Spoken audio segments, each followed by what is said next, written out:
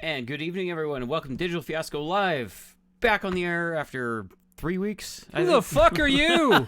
Get out of my house. It's been like almost a month. Yeah, it's been crazy, but hey, we're back, and it's gonna be awesome. Yay! So we're here on another lovely Monday night. How's everyone doing tonight? Of course, my name's Dandr0id, And I'm Jack McBastard. This is Digital Fiasco Live. and we're here to talk about gaming awesomeness. Indeed. But So? first, How you been doing? I'm alright. Yeah? A little bit tired, but that's a given. Well, you've been a few places and done a few things. Yes, yeah, exactly. So Where the hell have you been? I went to Los Angeles for the very first time. Los Angeles. Yeah, it's been a long time coming because I mean it's fucking LA. Who doesn't want to go to LA at some point in their life? But it's where all that magic happens with Hollywood and gaming and art and everything like that. So yeah, we had to make it out there at some point.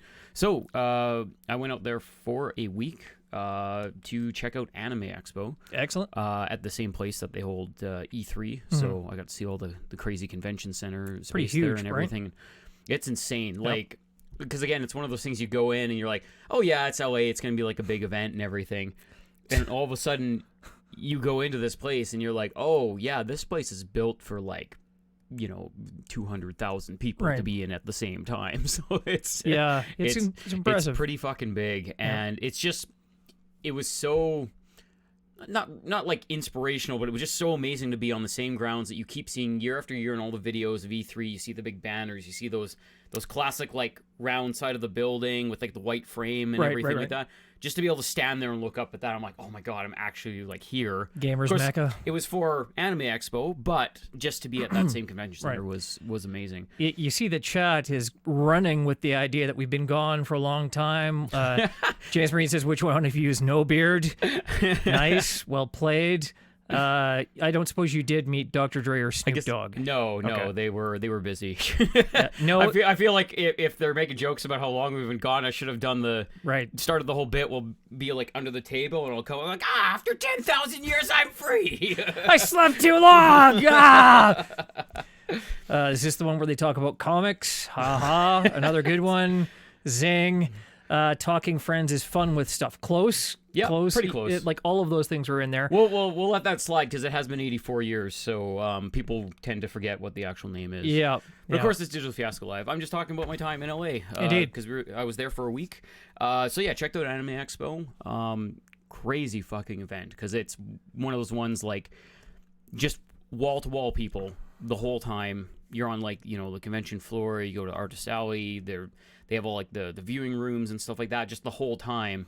There is always something to do. There's always pictures to be taken. Right. There's like, and then of course, everyone's favorite part of large conventions, lines.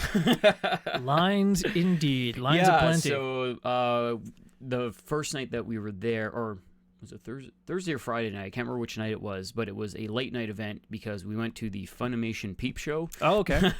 Wait, Peep Show? What? Yes. So basically what it is it's apparently... That can't be what I think it sounds like. They've done this for, I think, 5 or 6 years now. And there's just this one girl that hosts the panel, and what it is she works for Funimation, and it's a late-night show because it's a Funimation clip show to advertise either stuff they have on DVD or stuff that's coming out, but all stuff of adult orientation. So okay. So different fan servicey type stuff all the way up to like hentai and everything. So fantastic. So I thought that was fun. That was because it was just so ridiculous and like who doesn't want to see some big anime titties from time to time. So. But no, that was a lot of fun. And that one wasn't too bad. I think we waited in line for about 45 minutes for that one or something like that. The next day, though, we went to the Studio Trigger panel. Oh, okay. So the guys that do like Kill la Kill, Gurren Lagann, stuff like that. Right. That one was huge because they, it's fucking Studio Trigger, so everyone loves them. But they had the biggest room in the convention center also. Okay. And we found out after we got in just how many people it held. And it was 3,500 people. Crazy. For that one panel. So luckily, we decided to go, I think about 35 minutes before it let in. Sure. And we're just like, if we don't get in, we don't get in, whatever. So we go to the place where it's supposed to be, and of course we see this line. I'm like, oh, is that the Trigger line over there? It's like, yeah, but outside the door. And we're like, oh, okay. So we walk outside into the heat wave in LA where it's like 36 degrees outside. Right. And sure enough, we turn the corner, and there it is, a line that goes up and down the side of the building about 6 times. And I'm just like, holy fuck. All right. Yep. Well, I guess we'll see what happens with this. But the craziest thing happened. We got to where the end of the line was, because there's a person like holding a sign saying this is the end of the line. Yep. So we get there, and then a few other people join us. And then I think we waited there for about 5 minutes, and all of a sudden they started letting people into the panel. And so it starts like, the line starts going in, and we spend another probably 10 minutes of the line moving into the building. Right. But we got to sit about halfway back in the panel thing, and we only went half an hour before, whereas all these other people, Sure. they were probably there for at least 3 hours. Wow, crazy. In the heat and everything. They must hate you. So yeah, that was but that was a lot of fun. Cool. They had a great panel, a lot of kind of new information going on there, and we got to see the first episode of Gridman, which is a new anime coming out in September. Gridman. Based on, all right, I'm gonna test you here a bit. Okay, you remember the big storm of like Power Rangers and stuff in the 90s? Yes. And all the Sentai shows and stuff like that. Do you remember Superhuman Samurai Cyber Squad? I do. Tim Curry was a voice on it. Okay, I didn't know that. Yeah, but he was the voice of the bad guy on that. He's obviously just getting a paycheck. Sure. But anyways, apparently that show, because of what they did, was they would take the action from Japan and they would just film a bunch of American garbage to stick it together. But not nearly as popular so as what Power it was Rangers. is that actual character that was like fighting in the computer and everything was actually called Gridman in the original like Japanese version. Sure. So what Studio Trigger did was they got the license to make a kind of a one-off episode, like a one-off kind of short movie with it. Okay. And that was like last year sometime. And the fans absolutely fucking loved it. So we're like, we've got to do more of this. So they went ahead and they actually started to do a full series that's going to start this September. But following the panel, we got to sit there and actually watch the first episode of it, and I was just like, "Fuck yes!" And was it good? Yes, very much so. But I mean, I love Sentai shows. I love like huge robots, like kaiju fighting. Like it's all in there, and it's Studio Trigger, so it looks glorious. Cool. Yeah. So there was that, and then it was just a whole lot of just checking out cosplayers, checking out booths and stuff like that. We got to play Kingdom Hearts 3, but I might talk about that in just a minute there. We had to do a quick cosplay repair on the Saturday morning, which was kind of fun because we get there and then something broke. We're like, oh, to the cosplay booth, and Pretty much always happens, we had to right? like run across the whole fucking center just to get to this place, just to like get a bit of hot glue to fix something. So yeah, that was a bit of an adventure. But outside of that, it was it was just wild the whole fucking time. We went all 4 days. Right. The last day we met up with some of our friends, and we ended up doing some filming with them and stuff like that because they run their own kind of podcast type thing, and they were like, we need a bunch of scenes with other cosplayers, and they were all dressed up. So we're like, all right, I'm your cameraman, let's go. So yeah, that was an absolute blast. And then just a whole lot of food. Awesome. And some good times. So So you've played nothing. I played Kingdom Hearts 3. Other than that. And yeah, I know there's some people out there that are like, yes, fucking tell me about it. So I know Okay. because you don't care because you haven't played the first two Well, yet. I mean, I don't know, right? But yeah, so I'm just going to put it out here that Kingdom Hearts 3, you will not be disappointed. They have clearly used the 10 plus years that they've been working on it to make it the best that they fucking can. Because not only does it feel classic like the first two core games, so it feels very natural when you just pick it up. It plays very much in the same style, but it's also very advanced in its technology, like how it looks, the kind of like weapons that you can use, the level design, everything else like that. Sure. So they've taken like the fun like core gameplay and then just amped it up with everything new that's kind of come out in gaming technology. There is no battle royale No, mode. not. I mean, unless that's getting announced right before it drops or something. No. I highly doubt that they're gonna have a battle royale What the hell mode. would Disney battle royale mode look like anyway? I don't know. You'd just be shooting a bunch of the cards from Alice in Wonderland or something.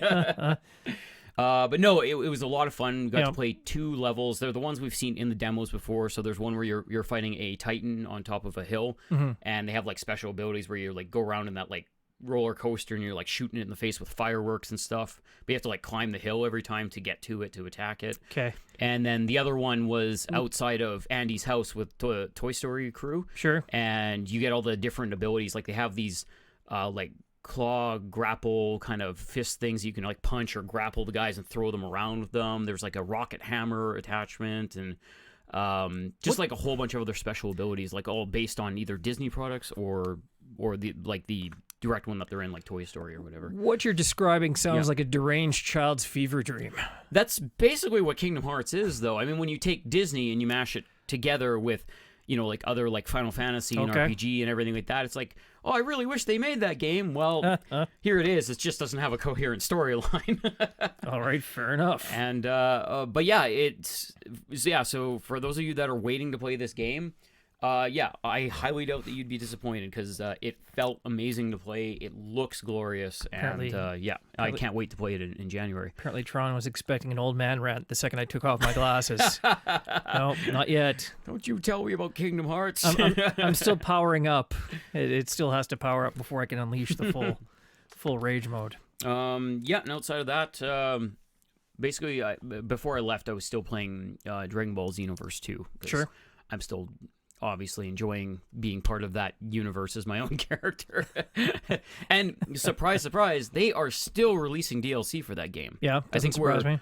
2.5 years in or something like that, and they still have DLC for it. Rumor has it that Bandai Namco likes money. That is very true. Yeah. They do kind of overcharge for some of their stuff. That's why I wait until it goes on sale. Have you seen what like Gundam Versus this whole time? Oh yeah, like, that's a little egregious, I think, with some of that stuff. I'm waiting for a Game of the Year version of They Can Go Fuck Themselves. Yeah, exactly. The Go Fuck Yourself edition of pretty much Gundam Versus. I would still buy it just for that.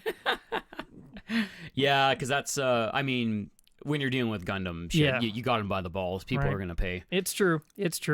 And Maybe Kill Destroy says it's not even my final form, which is true. Yeah, and Tron says he's played 1 and 2 and couldn't even tell you what they were about. Kill 'em all is back in the chat. Welcome, KTA. How you doing, sir? Welcome to the chat. I've been hanging out his room every once in a while. Like we bumped him some guys from from Wednesday's show with Daniel and Jackson a couple times over the last week. Oh yeah. Keith hasn't been around, so KTA's really gotten the lion's share of their promo there. So yeah. Well, it's all good, sharing the wealth. Yeah, you'll remember him from our E3 stream. He was in there a lot with the Ichigo guys or the Shingzi guys. Yeah. He is great. Yes. He's definitely a good streamer. But yeah, so of course I was busy with traveling and cosplay stuff and everything like that. So what were you playing? Well, like half of the Assassin's Creed franchise, essentially. Are you done it yet, or I don't know what the last time we talked. Was I playing 4? I believe, I think you had just gotten on to 4 because we were airing our grievances about 3, and then I think you had just gone on to 4. Yes. So I finished 4. I went on to Rogue. I did the remastered version of Rogue. Right. And that game is still one of my favorite of the entire franchise. And that's because you played Templar in that one? Is that the angle you like? It's not really that. It's just that the story itself is more interesting. Oh, okay. The fact that you play Templar kind of plays into that, but it's not specifically because you're playing as a Templar. Okay. I think, honestly, that the twist at the beginning of Assassin's Creed 3 is a better sort of Templar twist, but... It's because it takes place over such a short span of time that it's more of that gut punch of like, oh, man, that just happened. Like, But the way the timing of Rogue works, it actually sits between Assassin's Creed 4 and Assassin's Creed 3 in terms of chronology. Oh, so it's actually like a prequel to kind of, yeah. So you actually start to see characters from 3 crop up, and you do cross paths with Haytham Kenway at the end. So it's very good. And of course, Katie actually asked how we've been. We've been great. Oh yes, we're doing really good. Yeah. We're doing fantastic. A lot better now that we're back on the air. That's right. After all of our technological issues, that was probably the worst fiasco of the year, I think. That was brutal. Like, such a bizarre thing. Like, the internet failed in the middle of a stream, and I couldn't get internet anything, but the stream was still going out. Like, that is not a normal thing. So, yeah, aliens. No, possession. Router possession. Oh, okay. So, yeah. Router ghosts. Yeah, router ghosts. So anyway, Rogue also kind of mixes the gameplay of 4 and 3, like all the best parts of 3 with all the ship combat of 4. Yeah. So it was like a really good mix. So I really enjoyed that one. Finished that off, went on, I blew through Freedom Cry, which is still good. I blew through Unity, and man, do I have a fresh appreciation for how bad Unity was. I was kind of a Unity apologist back in the day because it was like, oh, it wasn't so bad, and some of the multiplayer was kind of neat, but wow, from a plot standpoint, Like that kind of really goes off the That rails was at the one end. that was literally just, they probably wrote it while they were taking a dump that day, and they're just like, push it out the door. We need another Assassin's Creed title. It does a lot of different things, and it screws with the mechanics of it a little bit. And paid loot boxes. Well, I mean, that was less of a problem for me because I wasn't bothering with any of that shit. But I mean, Arno Dorian as a character was interesting. Elise, I don't remember her last name, was interesting, and sort of that storyline itself, but it just did not mesh into a coherent plot that in any way sort of tied into the French Revolution. So you had Napoleon Bonaparte, you had the Marquis de Sade, you had a couple other famous characters from history that I don't feel recall. like they were just throwing darts at a board with names on it. They're like, we got to write a story with these people in Right. it. It was largely like a Forrest Gump thing at that point. So yeah, I definitely do not like Unity as much as I even did when it came out. It is not a great game. So I'm now on to Syndicate, and Syndicate is a solid, quite enjoyable. See, that was one I actually haven't gotten around to playing that one yet, but that is like after I think kind of like 4 was a little hit and miss for me just because it had some really cool stuff in it, but it kind of lacked some stuff, and I was just like, I don't know. And Tron apparently kind of is agreeing with that one too, because apparently AC4 was the one that he kind of dropped off after that. Oh yeah. And so that kind of did the same thing to me. But Syndicate just being in London and having those characters and stuff, I dug the style of it. And then apparently, as I've heard, is that the story was much stronger. It's much stronger. You have the two different characters, which have a slightly different build. Like Jacob is more of a brawler guy, yeah. and Evie is like a stealth character. And Tron, if you liked AC4 like me, definitely go back and play Rogue. Rogue was amazing. Had all the ship-to-ship combat of 4, plus a lot of the crafting and the wilderness and all the good stuff from 3 without the bullshit. Quick question about Rogue. Do you not have a hidden blade in that then? No, you do. Oh, you do? Okay. Yeah, you just took it off a dead assassin. Oh, okay. Actually, no, wait. In Rogue, not to spoil the plot, you start as an assassin. Oh, okay. And then you... Turncoat. Yeah, hence the Rogue. But yeah, I was kind of expecting at the end that you'd end up somewhere in the middle with a, not either. You're kind of in the gray at that point. And Tron, I totally agree. That's still the Assassin's Creed I'm waiting for. I want a full-blown ninja Assassin's Creed game. That they talked about that one. I would love to see that. I'm still looking for an Assassin's Creed, like a full Assassin's Creed in World War II, like in occupied Paris, like the Saboteur, but Assassin's Creed. I've played so much Assassin's Creed lately that I'm starting to see that really both the Assassins and the Templars are not right. Yeah, I mean, and that's kind of the cool part about it. It's the Assassins are not we're all superheroes and we're all awesome and we're doing the right thing. It's like they think they're doing the right thing. Right. So then the Templars, neither of them is right. So you actually do have a bit of that conflict there where it's like, well, what side do you kind of choose at that point? It's like utter stagnant order or complete freewheeling chaos. And I mean, there's got to be a middle ground between them. And I'm surprised no game has really explored that place where they both sort of mesh. They're saving that one. Maybe. We shall see. And of course, somewhere in the middle, I did have a chance to sit down and put in a good amount of time on Red Faction Remastered Edition of Red Faction Guerrilla. That's right. And because that was going to happen. Yeah, I really enjoyed that. But the movie, Jack, what about the movie? There's no movie. There was never an Assassin's Creed movie. It wasn't horribly brown. It did not star fucking... What's his name? I was going to say Scott Speedman. That's not right. Fastbender. Yeah. It's Speed Fast. It kind of... Speed Fastbender. Anyway. But the stupid thing is, if you play Origins, everything that happened in the movie is canon. Yeah, I know. Terrible. And that's just sad. Why, Ubisoft? Why? All right. You make me sad. So this is Digital Fiasco Live, episode 33, where we're going to talk about all the latest gaming news for PlayStation, Xbox, Nintendo, and PC gaming. And to kick it all off, we're going to talk about the Triple Ds. And let me just quickly address something. Yes. We really need to call this Discs, Digital, and DLC, because download seemed kind of redundant. Well, no, because download is a fully downloadable game, and then DLC is just an the D add-on. in DLC stands for download, though. Yeah, but it's the quick format of it. Yeah, but Discs Digital DLC, it says exactly what you want to say, but it doesn't repeat downloading. I'm just, I hate you. Okay, just saying. But anyways, yes. It's the Triple D. It's the Triple D for this week. Yeah. What do you got? Yeah. So obviously we've been off for a few weeks. Yes. There was some other releases, but as Yeah. Jack had said to me before the show, don't worry about those because if people wanted them, they probably bought them already. If you want to see what has released in the last month, just turn on your PlayStation, your Xbox One. And it'll be shoving it in your face of, look at this, buy this now. Right. We don't have to be the ones to tell you what you've missed, but you have missed Red Faction Guerrilla Remastered Edition. Yeah, and you should probably go pick that You up. definitely should go pick that up. But a big one that a lot of people have been waiting for, we have Banner Saga 3 coming out. Yep, that's on the 26th. Yeah, that'll be on the 26th, and also on the 26th, you have the Banner Saga trilogy. So Yep. if you have not actually gotten to play any of these games before, there you go. You can get all of them. I've really got to get caught up on that because I have not yet even started the second one or finished the first one. And it's funny because I think this is one of those ones where I keep seeing it on sale on Steam, and I'm like, I really want to get into this series, but I haven't actually played it yet. Yeah. So I don't know. Maybe now's the time. Now would be the time. Are they good games though? Like, Yes, yeah. they're very good. They're very good. They're like I won't compare them to XCOM, but I mean, I don't know if you've ever played the original game, like Bungie's original game Myth.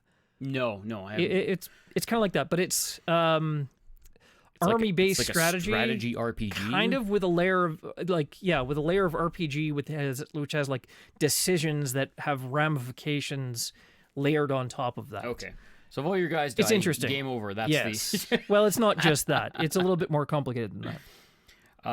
Okay, yeah. So you have Banner Saga and the Yep. Banner Saga trilogy. So whether you want to get them all or just the newest one, those are all going to be available on the 26th. Available on the 27th. We're finally getting the full release of Hello Neighbor. Correct. The game that I think has changed about 4 times before they actually released it. Because I've been watching people play different variations of this game, like all the alphas, betas, all that kind of stuff. Right. And I feel like this game, they didn't know what it was when it first came out. Sure. So they kind of watched how people played it, and then they kind of tuned the game to that. So it's been really interesting to see it change over time, and I want to see what the final product is now. It is a very weird home invasion game. Very strange. Yes. It's like home invasion mixed with a murder mystery mixed with a Rube Goldberg machine. That seems about right. So yeah, you're basically your weird neighbors always walk around. You break into his house to figure out what the hell he's actually doing over there, because I think you hear a bunch of weird noises and see him stomping around in his front yard and stuff. KTA says, Triple D's, I consent. I mean, wrong chat. You're not fooling anyone. You're not fooling anyone. And then, of course, one of the big releases for me this week, something about a super fighting robot. Little dude named Mega Man X. Robots suck. So we are finally getting the Mega Man X Legacy Collection Yes. 1 and 2. Yes. And the cool part is, or just one. The cool part is, yes, of course. So you are a fan. You just want to get the first one because those are the quote unquote the good games. The good ones, in the X right? series. I mean, I already own them, but I would have to break out the Super Nintendo to play them. The cool part is that they're selling them separately or together. Right. So if you are like just a fan and you want to get all of them, you can get that discounted price. You can get them all together, whether it be retail or digital. Yeah, I think the retail one combines them both. You can't get them separately. Oh, you can't get them separately if it's retail. Yeah, okay. but digitally you can download one or the other. Okay. I might still get it like physically. Just See, that's the thing is I want to support it. I want to buy a physical copy, Right. and if it's all 8 of them, that's what I'm going to get. And I'm going to finally play some of the ones that I haven't actually played before, even though I hear they're flaming garbage. They are flaming garbage. But yeah, super excited for that one just because, hey, it's nice to have them all in one place. And some of the games themselves are quite expensive. What So is nice it? to have them I all didn't in think it was place. all 8 of them. I thought it was just like the second collection. Is it 4 own through all 6? 8 titles. Oh, really? Yep. So is it 1 to 4 and then 1 to 4 and then 6 to, or sorry, 1 to 4, 5 to 8. Right. 6 to 5 8. is right out. Yeah, 5 is right out. Okay. But yeah, you do get all 8 titles Sure. on that one. So yeah, super excited for that one. Yep. Just to finally have my hands on all of them. And then, you know what? Sure, I'll just throw this out there. Train Sim World. Just for the hell of it. If you like trains, I like trains. They have Train Sim World, which will probably be egregious DLC and $2,000 trains and whatnot. You ready to yell at that cloud yet, old man? Still powering up. It's gonna be a good one. All right. One thing you didn't mention. Okay, what you got? Tomorrow is the long-awaited release day for No Man's Sky on Xbox One. Oh, that's right. Yeah, including also the No Man's Sky Next, yes. which will be available for PC and for PlayStation 4. So anyone same getting day. it, anyone getting on Xbox, you are in for a treat because you are getting everything all at the same time, which is fucking awesome. From the ground up. That's handy. You are basically, if you're an Xbox owner, you're basically getting to experience the game that they wanted to release 2 years ago. Well, even more than that, really, because there's a lot of features that are in the game now that were never even on the table before. But I mean, the core thing being multiplayer. Yeah, multiplayer is a big one. Yeah. Yep. I mean, honestly, even I'm considering like maybe I want to go play that now. Hey, it's interesting. Like, it's worthwhile if you like survival games. I would have someone like you in the game to say like, oh, here's how this works, or we should go here and try this out. Fuck you! I put in my 1,000 hours. You're on your own, asshole. Be my tour guide. Fuck off. So yeah, you're as bad as Discount with Ark. Yeah, why don't you load up Ark again?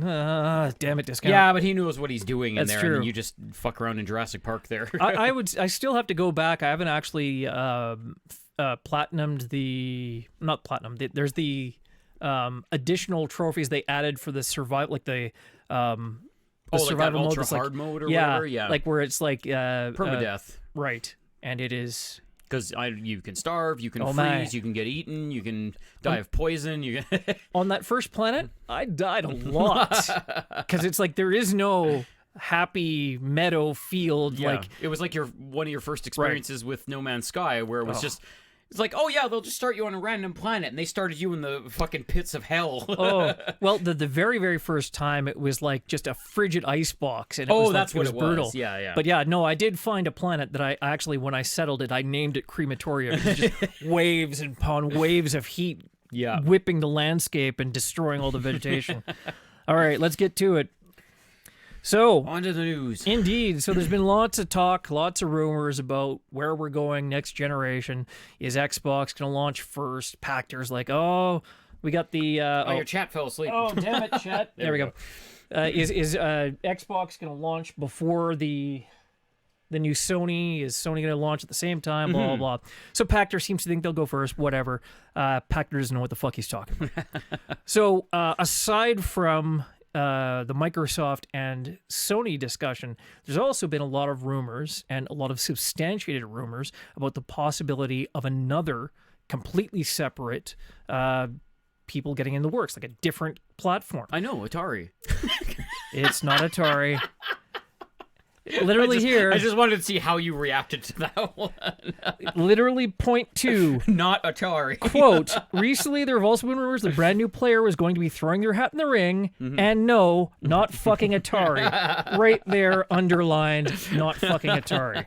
Anyway, so according to several sites, the rumor is that Google is actually going to be working on a hardware gaming platform. I know, and this was super interesting when I saw that come up, because I was like, wow, if anyone was going to be able to try to kind of cut into that market like this late in the game, it's going to be Google, basically. See, I mean, there's good points and there's bad points about this, but when you think about it, you got Google Glass, you got what was that other one that well, they have their Daydream, their VR, their little right, their little VR headset. Yeah, and they've also had what was that other fucking thing? God damn it. They've had a couple of things that have failed, like a bunch of moonshots they put out there that have just not paid off. Yeah.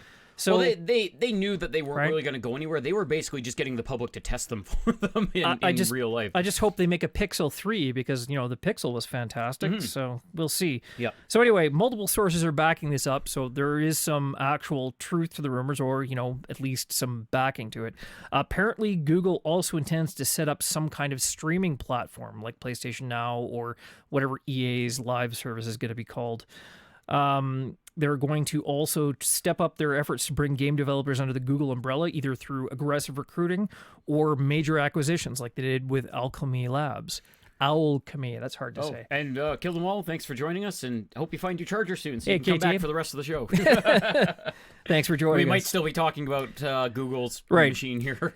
So at GDC this year, which was back in March, Google actually met with a number of different game developers and their representatives to talk about, just sort of sound them out on the possibility of bringing their games to this yet unknown platform, which has apparently been codenamed Yeti. Okay. So they've been also actually apparently met with companies at E3 as well. So they're really in the preliminary stages. I don't know how far they've gotten, but they're talking about it. It's interesting that they threw themselves out there at like a GDC though, rather than just being kind of contacting behind closed doors, trying to keep it all secret and stuff. To actually show up to that and be talking to all these game developers and stuff like that, I think that's really interesting, and it shows that they're clearly not only wanting this, but trying to move forward with it. Yeah. They're showing face, basically, at this point. I think because they focus on GDC rather than E3 as much, it's largely because the people that are going to be at GDC are actually the programmers, the people who work with the hardware. Well, programmers and core developers and technology guys and stuff like that. It's not E3. That's all the flash and flare all the of PR industry. guys. Yeah. So, I mean, that makes sense, right?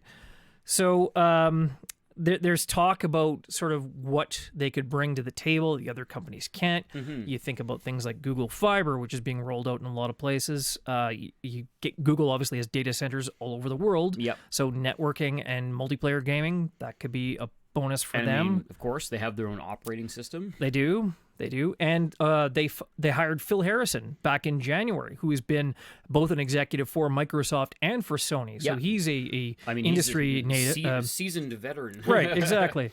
So he's been around forever, the bald fucker. And apparently Google has been on a massive hiring spree, bringing in experienced video game developers and marketers from EA, PlayStation, and other top companies this year. So, and I mean, all in all, when it comes down to it, they're majorly a tech firm anyways. So, I mean, who's going to build a better system than that? Like, they're a tech firm, but they're not a hardware firm, really. But that's the whole thing, is that they can use what they've learned so far and then hire the rest. That's true. I mean, but they have, like as we've seen, the Pixel, Pixel and Pixel 2 have been great phones, loved everywhere and everything. I'm actually I still don't know if I'm going to get a Samsung or a Pixel yet for my next phone. So I mean, it's I a close race. I've only seen good things about the Pixel. It's been working fantastic so far. So. And just the manpower they have, the financial backing that they have, I could easily see them making something very interesting out of this. But I don't think we're going to see your traditional console come out of this. But that's because, as we've discussed before, even with Sony and Microsoft, we're not even seeing kind of traditional consoles kind of like leading into the future now of either release dates or how they function and everything. Well, it's so been it'll be interesting to see right? what they kind of bring to the table with their idea of what a console could be. Until Google can get past some of the legal hurdles that it would take to get Google Fiber into more places, I don't think any company is going to really be a strictly streaming service, because there's just, in North America, there's just not the infrastructure for it. So, all right. So, next. So Aliens Colonial Marines was terrible. I think we remember. Say. Yeah, I do recall playing that garbage fucking game. I think those of you who sat through Why Would You Play That for Aliens Colonial Marines might remember how terrible that fucking game was. Yep. Last week, modder James Dickinson, I guess that's Bruce Dickinson's brother, James Dickinson 963, he was working on a mod to try to make Aliens Colonial Marines a better game. Playable? Yeah, like a complete overhaul, sort of like a total conversion mod. And he actually made a surprising discovery. There is actually, in the game's INI files, he discovered a typo in the code that actually lobotomized the game's AI.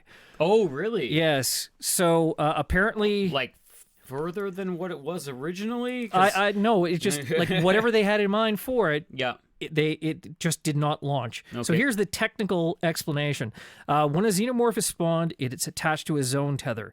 The zone tells the xeno what area is its fighting space and where different exits are.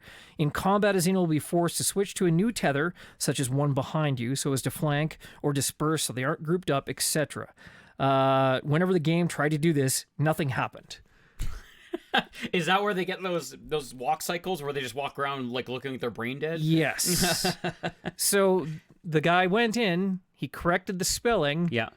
And it's better, but it's still terrible. Yeah, I figured as much. But apparently, because fixing one thing in that game is not going to fix that game. So apparently, even the most basic and rudimentary QA was not done in the game, that they did not catch this one typo. Mm-hmm. It basically was a line that did nothing, and it did not launch the AI at all. Oh, that's terrible. That is not fantastic. Yeah, he's really got his work cut out for him if he wants to make that game playable, good, enjoyable. Yeah, there were some good aspects to it, but not even like Duke Nukem, where it's like you went, "Oh, this was good, but this is bad." Because we played the whole thing, so we can. It was terrible. We can talk a bit about it. As a game, it was terrible. Yep. As like Aliens fan fiction, it was serviceable. But that's the whole thing, is that it wasn't a great story, but you could tell that the core love for Aliens was in there. They just didn't know what to do with the license, because we saw references, we saw characters, we saw they had like fucking weapons from all the guys and women in Aliens. Yep. Like they clearly had a love for that license and they wanted to use it properly, but as opposed to what we actually got, they clearly ran out of time, ran out of money, whatever. They pushed it out the door, and it's just really unfortunate because it could have been something good. Name Kill Destroy says full price re-release. Yes. Yeah, there you go. Fix a couple lines of code and charge $80 for it again. Seems legit. That seems like something Randy Pitchford would do. I'm not touching that fucking game again until they fix that loader fight. Oh, I'm not touching that game again at all, except maybe to snap it in half. All right. That loader fight was terrible. Oh, it was so bad. And I mean, fuckers with their Fiascoins. No, yeah, why don't you pitch in, Jack? Yeah, you fuck. I'm glad you did, because you were actually the one that beat that fucking fight somehow. That's true. I think you just kind of glitched your way through it or something. I'll take it. It got us past it. That's all that mattered. That was not a good game. All right. So, speaking of stupid mistakes, the PlayerUnknown Battlegrounds lawsuit. Oh, yes. So, Pubg Corporation has withdrawn their lawsuit against Epic Games. They're not saying the suit or why the suit was dropped, or if there's any settlement or any money changed hands or any kind of agreement signed. No comment. It's just radio silence. That's tail between the legs, run on home. Well, I mean, like we said, right? Tencent, which is like the Chinese megacorporation, they own a piece of both companies. So I don't know if they leaned on them or they had anything to do with it, but I would think they would probably have a vested interest in this not blowing up either company, right? Yeah, exactly. So that said, Fortnite made $1 billion last year just from in-app purchases for a free-to-play game. Oh my god. Yeah, so I was worried about $300 million. No, $1 billion in the past year from microtransactions. All right, PUBG, put your dick away. We got a new champion. Oh, it's ridiculous. It doesn't, like, Fortnite could fall flat on its face tomorrow. Yeah. And they are laughing. Well, at I this mean, point, there's no worries about that. Yeah. Like, they right now are the biggest thing on Twitch in, what is it? As of May. Yeah. Or, pardon me, in May alone, 574 million hours of Fortnite viewed. Oh my god. Like, how is that even statistically possible? That sounds like a fake number. Like, I know. It is over 3 times the next one down, which is League of Legends. Yeah. So 574 million hours. Like, that's insane. So yeah, I guess they just decided, hey, $1 billion is a lot of 12-year-olds' lunch money. Yes, it is. A lot of kids using their parents' credit card and filming them getting busted on YouTube, right? Like I like it when the video game industry has like a solid win. They found their kind of way and stuff like that. I just wish it wasn't Fork Knife. Yeah, I mean, I can't even call that a win. I don't know what the basis was that they said. No, it's like I'm. Like, I like it when somebody finds a formula that works and they get something successful out of it, but it's more of like hey, we made an original IP and we sold like, 1 million more copies than we wanted to. I like that kind of victory story. This is just, I don't know, good on you, Fortnite, for finding the right, formula to trick people into giving you money for a free game. But I guess. It's just, that's just a ludicrous amount of money. It is a great deal for of money. For something that, outside of its core mechanics, again, just like I said about PUBG before, is not really a spectacular game. It's just fun. It's just a fun, colorful shooter that happens to have a lot of people playing it at the same time. Yeah, Jay Tanuki says it's accessible. That's why it's popular, which is true, right? Yeah, but technically Team Fortress and Overwatch are fucking accessible too. So. And both of those are like Yeah, man. Remember Overwatch? Yeah. That used to be a thing. I remember when that was Wow. a thing. Ridiculous. I mean, to be fair, it is still very much a thing. is. They have their own league and stuff like that, but not to the tune of $1 billion. not to the tune of $1 billion. No, that's something that Blizzard Activision is probably drooling over right now. And again, that's why you can't really blame the industry for saying, we need Battle Royale in our game right now.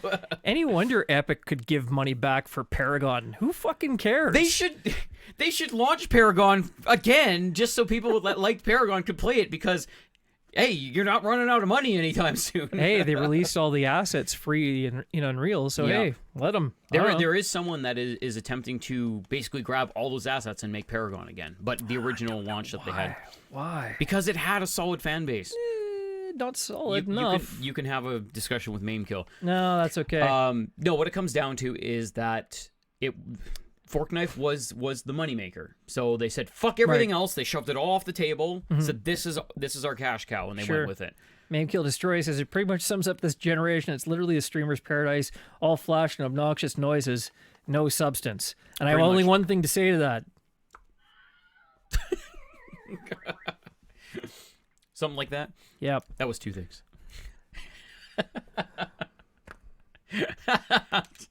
Charging your laser right now? All right. Speaking of bullshit, lawsuits. Bethesda. Isn't that a bunch of bullshit? Right. So we talked before, like a month ago, about how Bethesda is suing both Warner Brothers Interactive Entertainment and Behavior Interactive for their reskinning of the Fallout Shelter game into the Westworld game. And that was almost a literal reskinning because they had same lines of code in it and everything. Apparently, that's what they allege. Okay. They also say that it had some of the same bugs that the original game had. That's sort of one of their proofs. Mm-hmm. So that's part of the suit. So the literal charge is they're suing those two companies for their willful and intentional infringement of Bethesda's copyrights, misappropriation of Bethesda's trade secrets, and deceptive business practices and unfair competition through their development, marketing, and promotion of the Westworld mobile game. Oh, there's some sexy words in there. There are a lot of legalese there. So Warner Brothers, of course, comes back with their own sort of tongue twisting, but I want you to listen very carefully to what they're saying.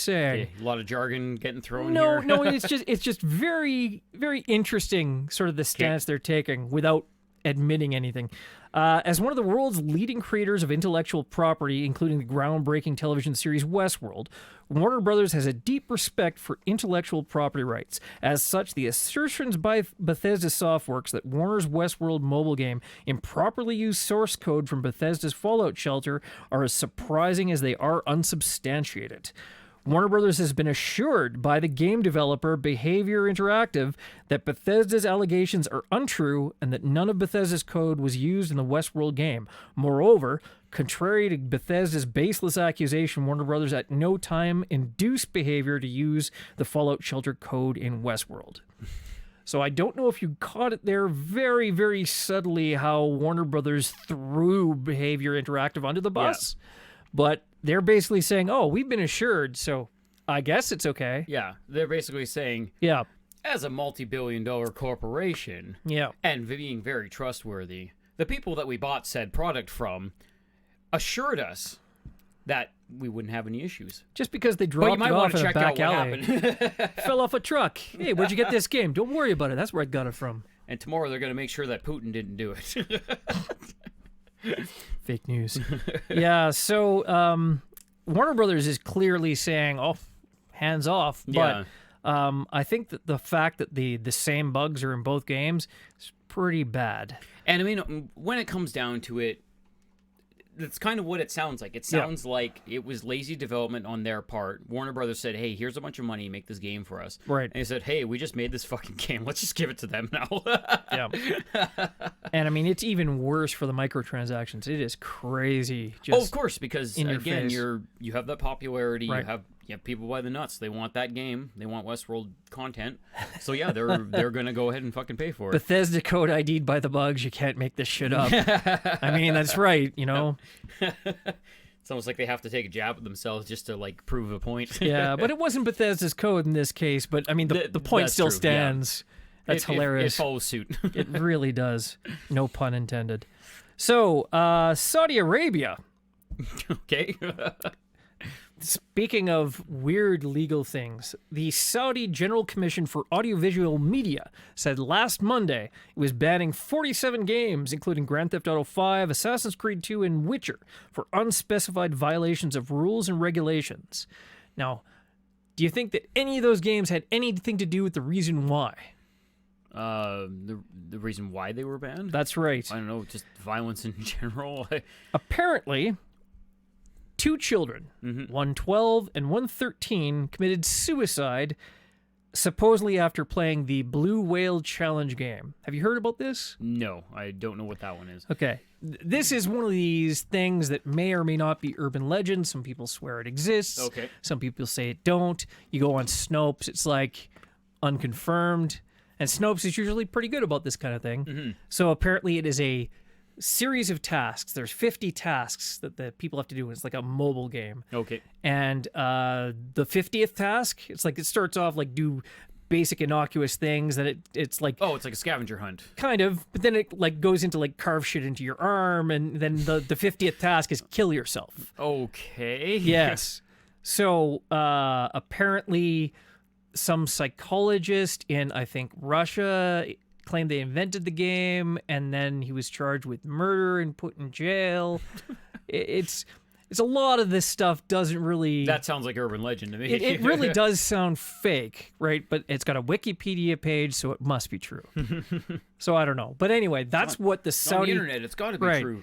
So this news story was in the New York Times. Otherwise, I probably wouldn't have paid attention to it. And yeah, these 2 kids were playing this thing, and they killed themselves. So apparently the psychologist said he made it this way on purpose because it would weed out the people weak enough to take suggestion to do it. So it's If that's the urban legend, it's or the Darwin game, basically. kind of. So that's the stupidest thing I've ever heard, if that is actually real. But yeah, that's the worst DLC I've ever heard of in a game. So their whole idea behind that is that these idiot kids killed themselves because of this app game or whatever. Yep. So All video games are bad. Let's just ban a bunch of other video games that have Right. nothing to do with killing yourself. Exactly. Exactly. That's generally the thing you avoid in a game. Yeah, You yeah, know? exactly. Like Except GoldenEye. You know who you are.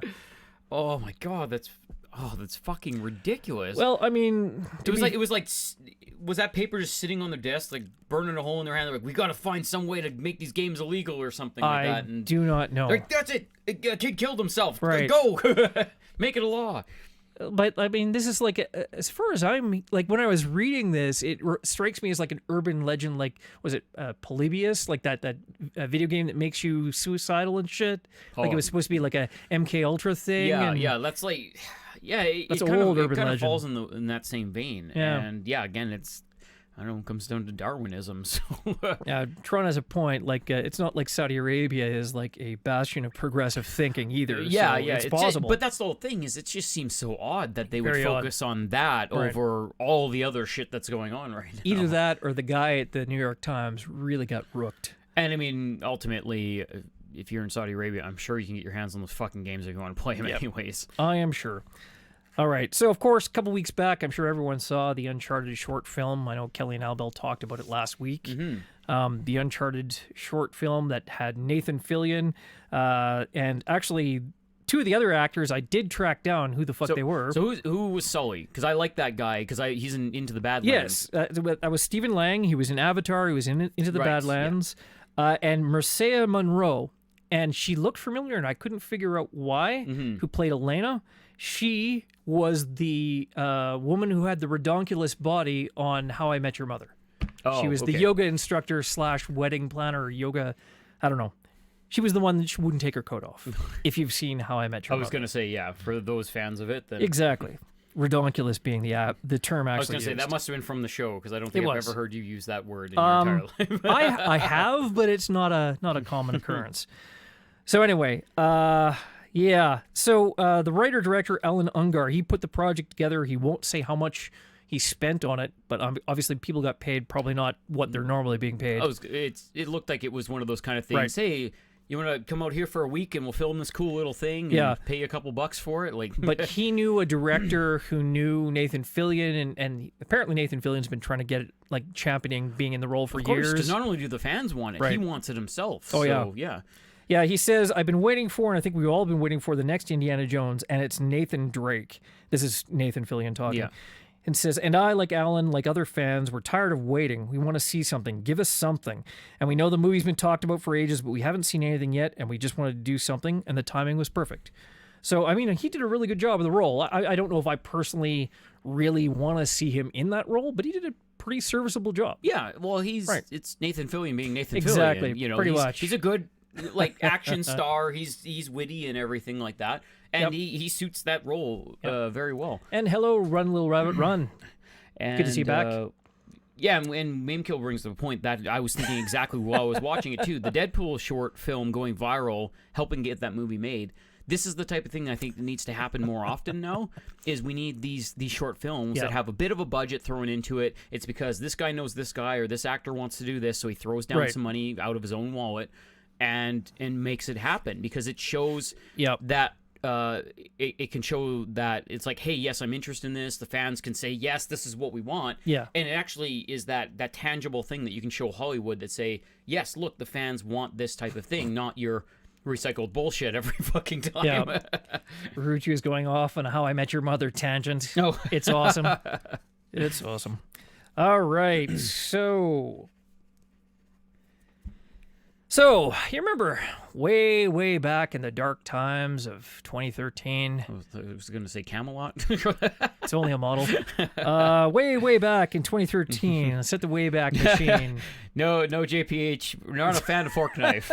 I'm a fan but of it did make $1 billion. Made $1 billion. So there's that. 74 million hours in May. Ridiculous. Hey, Epic, can I have a couple bucks? Hey, you know, they've got they can some afford to spare. it now. Yeah. So anyway, but way back in the dark times of 2013, a little company called 343 Industries talked about they were going to make a Halo TV series. Oh, yes. I remember Steven this. Spielberg. Yes. And then we laughed at them because it was Call of Duty and sports and Call of Duty, and everybody forgot about it. Well, that, and it was just like one of those did not mix. Hey, I could never see Spielberg directing a Halo series movie, whatever. I can sort of see it. I mean, look at his repertoire. He's directed all kinds of things.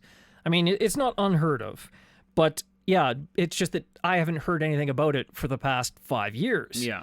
So, Wonder of Wonders, it's actually still a thing. But is it still a thing as in it's floating around from desk to desk to desk over the 5 years and nobody wanting to attach anything to it? No, it's actually still a thing. Spielberg is still attached to it. It's going to have a 10-episode run on Showtime. Okay. And there's no date or schedule announced yet, but there are people attached to it and they're working on it. Interesting. I'm just amazed, first of all, that people remember that this thing exists and are still making it, and B, people remember there's a channel called Showtime. So, yeah. Well, out of those two things, I definitely remember Showtime, and then the Halo thing was just like, that's still a thing? Yeah. At least I knew Showtime was still a channel. But I mean, this is before, what was it? Wasn't Forward Unto Dawn? Was that the other one they did? Yes, and it was terrible. It wasn't great. It was fucking tween drama Halo. That's what it was. Yeah. They might as well had sparkly vampires in it at that point. Hey. Don't diss the sparkly vampires. Anyway. Yeah, so they're still doing it. I mean, I don't know what it's going to be like. It's going to be 10 episodes. It's going to be on Showtime, and we'll see. Right? Because JPH is firing back. Fork Knife is the best. My friend said PUBG is better, but he is wrong, and he smells funny, but his mom is real nice looking. Well, good for him. I'm glad he has a nice looking mom. I think JPH is a one-track nine when it comes to Fortnite. If I'm not mistaken, I think we were talking about that with him last week on... Oh, there you go. On another show. I don't know. I just get a kick out of people that kind of Fork Knife is stuck around now, so that's what I just call it. It's true. Fork Knife is definitely, it's what it is. And it doesn't matter if I hate it or I love it because they have $1 billion and I don't. They have $1 billion. So it doesn't matter. Crazy. But the Halo TV series, do they have any information on what it's going to be about or anything like that? It's going to be about Halo. But is Master Chief going to be in it? I mean, if they're going to make a Halo TV series, why the fuck wouldn't they put Master Chief in it? Hey, it's Hollywood, man. I understand that, but I mean, like... Be like, you know what the fans really want? That love that Halo game with that Master guy? Yeah. let's not put him in it. Well, because they want the real stories about the people on the ground. Right. And it's like, no, they want to see fucking Master Chief shoot a bunch of aliens in the face. Yeah, because they really liked it in Halo 5 Guardians, where he got Metal Gear Solid 2'd. Oh yeah, you're gonna play as Master Chief. And then went to Kane or Cable or whatever, who the fucking other guy Doesn't was. matter. So while we're talking about Halo, let's go back to the Halo Infinite reveal at E3. Yeah. You know, and everyone and the said mass confusion that ensued after. well, of course, it's a Halo teaser. We won't know shit about it for like another 3 years. Yeah. You know, they'll come up with some details eventually. But like that. Ruru says Carl Urban as Master Chief. He acts good in a helmet. I'd buy that. I would buy it too. Carl Urban is I love awesome. Carl Urban. He needs more work, honestly. He does. Him and Renner. Jeremy Renner? Yeah, Jeremy Renner. Yep, I agree. Him and just put them in an action movie together. I think That'd that would be cool. Yeah, that'd be very good. Yeah, no, but I definitely like Carl Urban. It's kind of unfortunate that Almost Human didn't have a better writing staff, because the chemistry those two had. Leave it up to Fox on that one. Anyway, regardless. So anyway, Halo Infinite is not, repeat, not a battle royale game. And I'm wondering if that was the whole thing of like they showed the trailer to the audience and they were waiting with their checklist and everyone was just like, it better not be battle royale. Yeah, the second Mark I saw that one off. yeah, they showed the Halo, they showed the ring, and it's like they showed like the Warthog. the troopers and whatnot, and it's like, and they showed like the Master Chief. So we got Spartans. It's like Halo, okay, awesome. Infinite, I'm like fucking battle royale. Yeah. So I mean, all of us thought that. So no, 343 Industries lead writer Jeff Easterling, he publicly stated that's not going to be the case. So on a recent 343 stream, he says, I'll tell you right now, the only BR we're really interested in is Battle Rifle. That's good. That's a good start. Thank you. Yeah, no, that needed it, because that was a... But anyway, the important part is it's not going to be a Battle Royale game. And what's also interesting is that they're going to be focusing on Master Chief more. So 343 Industries said they heard loud and clear that players weren't happy with the Metal Gear Solid 2ing of Master Chief in Halo 5, like I said. So Yeah. Halo Infinite will focus on the story, picking up right after, well, maybe not right after, but after Guardians. So they're going to leave the Battle Royale to both Battlefield 5 and COD Blops 4. I mean, Jesus Christ. Like, how much fucking Battle Royale can you have in a year? I think kind of the core idea behind that, too, is that by the time we actually get another Halo game, Battle Royale is probably going to be, a thing of the past at that point. Because they did with Halo what they did with Metroid Prime 4. They showed just enough of a taste to be like, hey, we are making this, and let the audience roar about it. That's it. So, I mean... At this point, they could literally make it anything they want, and we're clearly not getting it for at least another 2 to 3 years. Yeah, probably at a minimum. I'm yeah. At this point, just the fact that they didn't put a date on it. Yeah. I'm thinking it not may be not even a year. Yeah. We're talking like 2-3 years minimum. It might be a next Xbox. Exactly, even game, that kind of thing. And they just didn't mention it. And so. they can use that to dangle in front of the face, like, hey, you want a new Xbox? Yeah, well, it'll probably be like it's the only place to play Halo. It's probably going to be that intermediate stage where it'll be like Xbox One X only, and it'll still be backwards compatible with whatever the next thing is. Yeah. And it'll be enhanced for the next Xbox or the next box. I don't know what. Next. Oh my god. I mean, it's not the stupidest idea I've ever heard for a better name, than right? Fucking Xbox One X. S? Yes. Yes. That one. All right. So, Halo is a fun game, but Cortana is bad. She sometimes says cuss words, but Fork Knife is best. And Clash of Clans. Clash of Clans. Wow. Oh my god, are you from the past? Are you communicating this 5 years from in the past? Oh my. So, I don't know. Clash of Clans is bad and you should feel bad. No, don't get done, JPH. He likes his fork knife. All right. Anyway, World of Warcraft. So Amazon had their Prime Day sale. Oh, yes. Last week. So one of the things they did was they sold World of Warcraft and all 6 of its expansions for the low, low price of $30 US. Okay. So Prime Day happens, all those sell out, and then All those sell out. It's a fucking digital game. No, but it was they were selling the physical versions. Oh, okay, all right. So we're hearing now there are very obvious rumors at this point that they're going to include all of the expansions with your monthly subscription, and there'll be no physical game anymore. Yeah, and why did they not do this 5 years ago? I mean, probably because they were selling the games hand over fist, and nowadays probably not so much. Yeah, exactly. It's just one of those weird things. I thought that even at least a few years ago, that's the way they were going to go. We're like, hey, you want your subscription? Right. Yeah, you just keep getting all the content. Yeah, and now you don't even have to buy the base game anymore. Yeah. It's just going to be like $15 a month US, Exactly. and you get everything. Although there is a new expansion that's coming out August the 14th called Battle for Azeroth. That is, of course.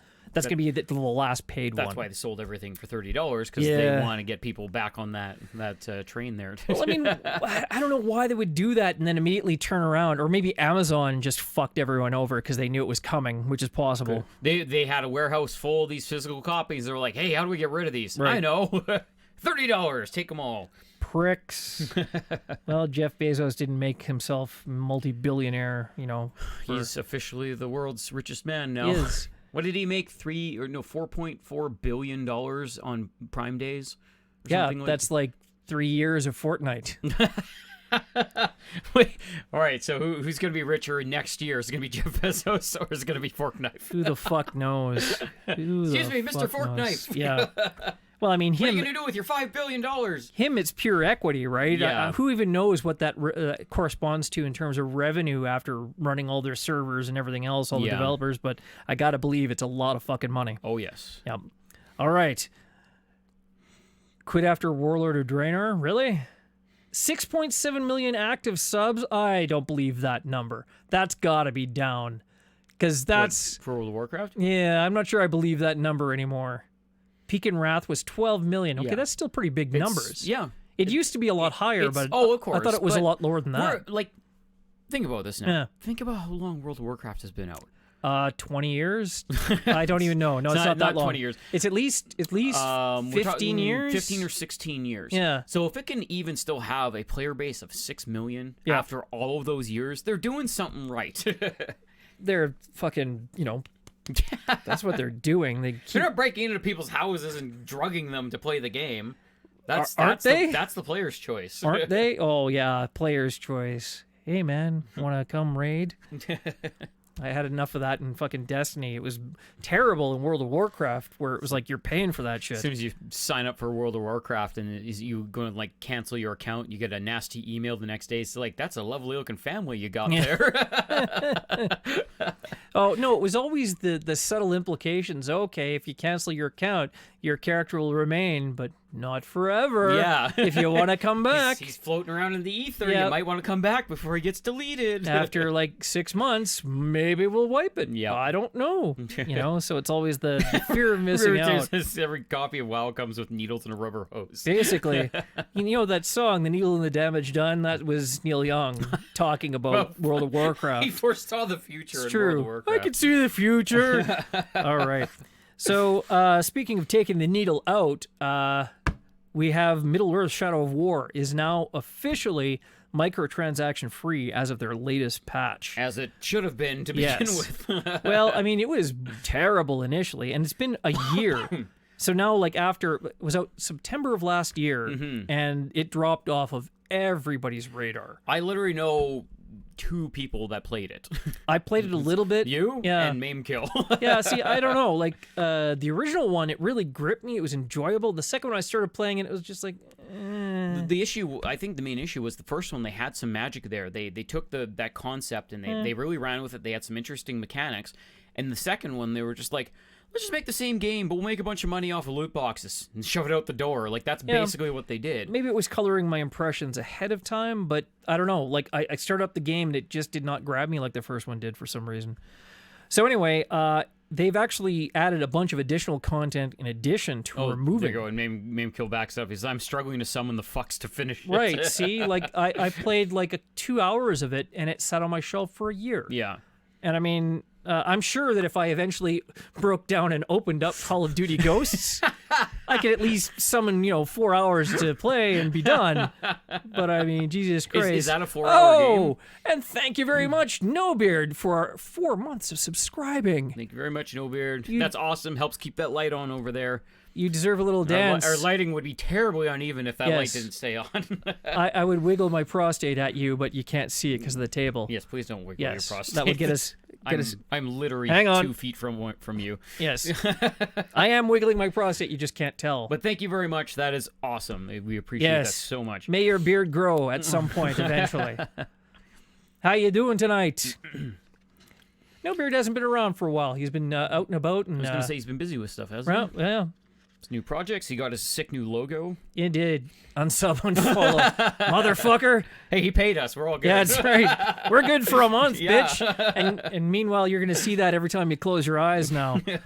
All right. So anyway, a bunch of new stuff has been added to the game in addition to the microtransactions coming out. So the Shadow Wars thing at the end, it's been actually renamed the Epilogue. So is that like the end game content? Kind of, but it's not really. It is end game. It's not post game. It is like a kind of open-ended version of the siege mechanics you'd play during the game. So you build up your army, you pit them against the opposing army, you have your commanders, you have your troops, blah, blah, blah. So there's new narration from Shelob, the Witch King, and Dark Talion. Victory in the Epilogue rewards players with Masks of the Nazgul, which is kind of cool looking. It unlocks powerful new abilities to raise the dead, curse enemies, and summons more powerful monsters. Players have the option to continue upgrading and defending their fortresses and their army in Mordor after the final credits conclude. Blah, blah, blah. Follower level cap's been raised. Captain level cap's been raised. New prestige skills, more legendary orcs, etc., etc. So obviously they're adding all this shit because people really didn't like their microtransactions, and this game didn't sell worth crap. Yeah. Because, I don't know. You want to talk about a game that dropped off the fucking radar after really release day? So I might go back to it now, with the rebalancing and try to play it again. But so I guess I have a question. As somebody who hasn't played a thorough amount of the first game, sure, should I buy the second game on sale, and would I enjoy it as much as the first one because it is basically the same thing? What I would suggest is the first one just a better game altogether? I wouldn't. I'd just play the first game. Yeah, it's just a better experience. I mean, I can't honestly say that. Okay, so based on my very, very limited experience with the second game, the improvements aren't.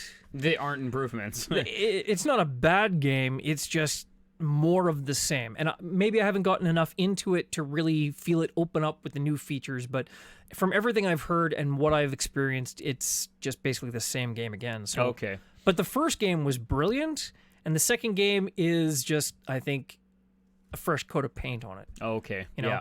I don't know. Yakuza can get away with that shit because they have a whole new storyline and they add some stuff. I don't think they really did here. Oh, okay. Because what they added was microtransactions. So, but maybe now. Who knows? Tron says the second game felt like it did a Brutal Legends scam. Is that? I don't know what that means. What do you mean a Brutal Legends scam? I really liked Brutal Legends, so if you're implying that Brutal Legends was not a good game, then good day, sir. Brutal Legends was a great game. I really wish they would do a sequel to that. I think what he's getting at, though, is that Brutal Legends was kind of sold as one, shown as one game, but then sold as another. JPH says the second game is always better. Think of how cool Fortnite 2 will be. With more microtransactions. Yep. Right. We've got, obviously... you have to buy tokens to hit the start button. Oh, wait, that's an arcade. Yeah, I think JPH works for Epic. I'm starting to believe it. Well, they pay him well, obviously. So Tron says he loved Brutal Legend as an action game, but hated the stage battles. And I mean, I can see that. I can get, I liked it. I understand it. Yeah. I enjoyed it. A fan of, third-person action games, I can understand if you wanted that 100% of the time, why the stage stuff would be kind of a step back for you. Right. But the stage battles were kind of a surprise for me at that point. And because I like some RTSs, some RPGs and stuff like that, I actually thoroughly enjoyed the stage battles. I did too. But yeah, I can totally understand why people wouldn't like it as much if they just wanted that third-person slasher type game. I think it would have been better because it was actually that was the multiplayer mode essentially, right? Yes. Yeah. But Brutal Legend had some of the worst multiplayer servers I have ever seen. They were almost an afterthought, I think. Oh my god, it was terrible. That and Wolfenstein, the original Wolfenstein for the not the original, but I mean the rebranded Wolfenstein for Xbox and PS3, same thing. Horrible servers. I don't know what fucking Activision was on, but Oh, labels out. We are officially not sponsored by Starbucks. god damn it. Here, There fix you are. that. Put it down. Get that out of the shot. Reach off camera. You know what? That's rude. They can afford to throw us a couple of bucks if they want to see their fucking logo. Or at least a free coffee from time to time. Hold out for cash. They screw us, we screw them. There, All right. much better logo. All right. So, speaking of News? that's the worst segue ever. Hey, you were stumbling. I was helping out. I just hadn't gotten there yet. So, back at E3, we saw a bit of Fallout 76. Yes. And afterwards, we had some clarification on Fallout 76. And they gave us more words. Yeah. And, Lots more words. And I don't think that the reaction was really what they were expecting. I know from my own personal perspective, I'm not likely to buy or play Fallout 76 at this point. It was kind of interesting just to see such a staggered reaction to everything, because not only how they kind of like drizzled out everything that was actually happening with it, like what type of game it was. It happened over days and days and like multiple videos and stuff like that, but just to see the whole gamut of reactions to like, this is exactly what I wanted, to like, what the fuck are you doing? Don't sell this game. Right. It very much reminded me of the staggered news drip feed that we got when the original Xbox One event occurred in May of 2013, where it was like, oh, and then that was over the online months. DLC, like, that right? was up to like from like, what was it, like May or April to E3, which is like end of June or whatever. So, but they didn't want to say it on stage. But it came out in such a terrible, terrible way.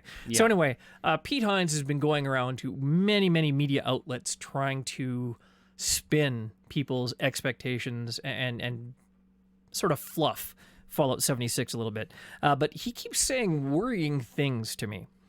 So here's a quote.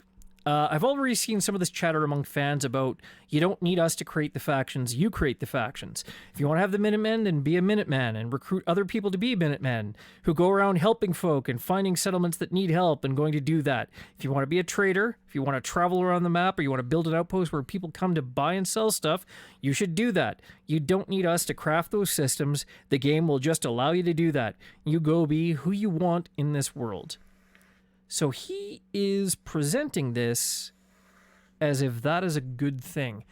Does that worry you, that statement in and of itself? Well, I've honestly, I have kind of two minds about it. Okay. Being a creative person, wanting to play an OC type character, wanting to be part of another universe that is typically kind of just told to you as it is, and then that's it.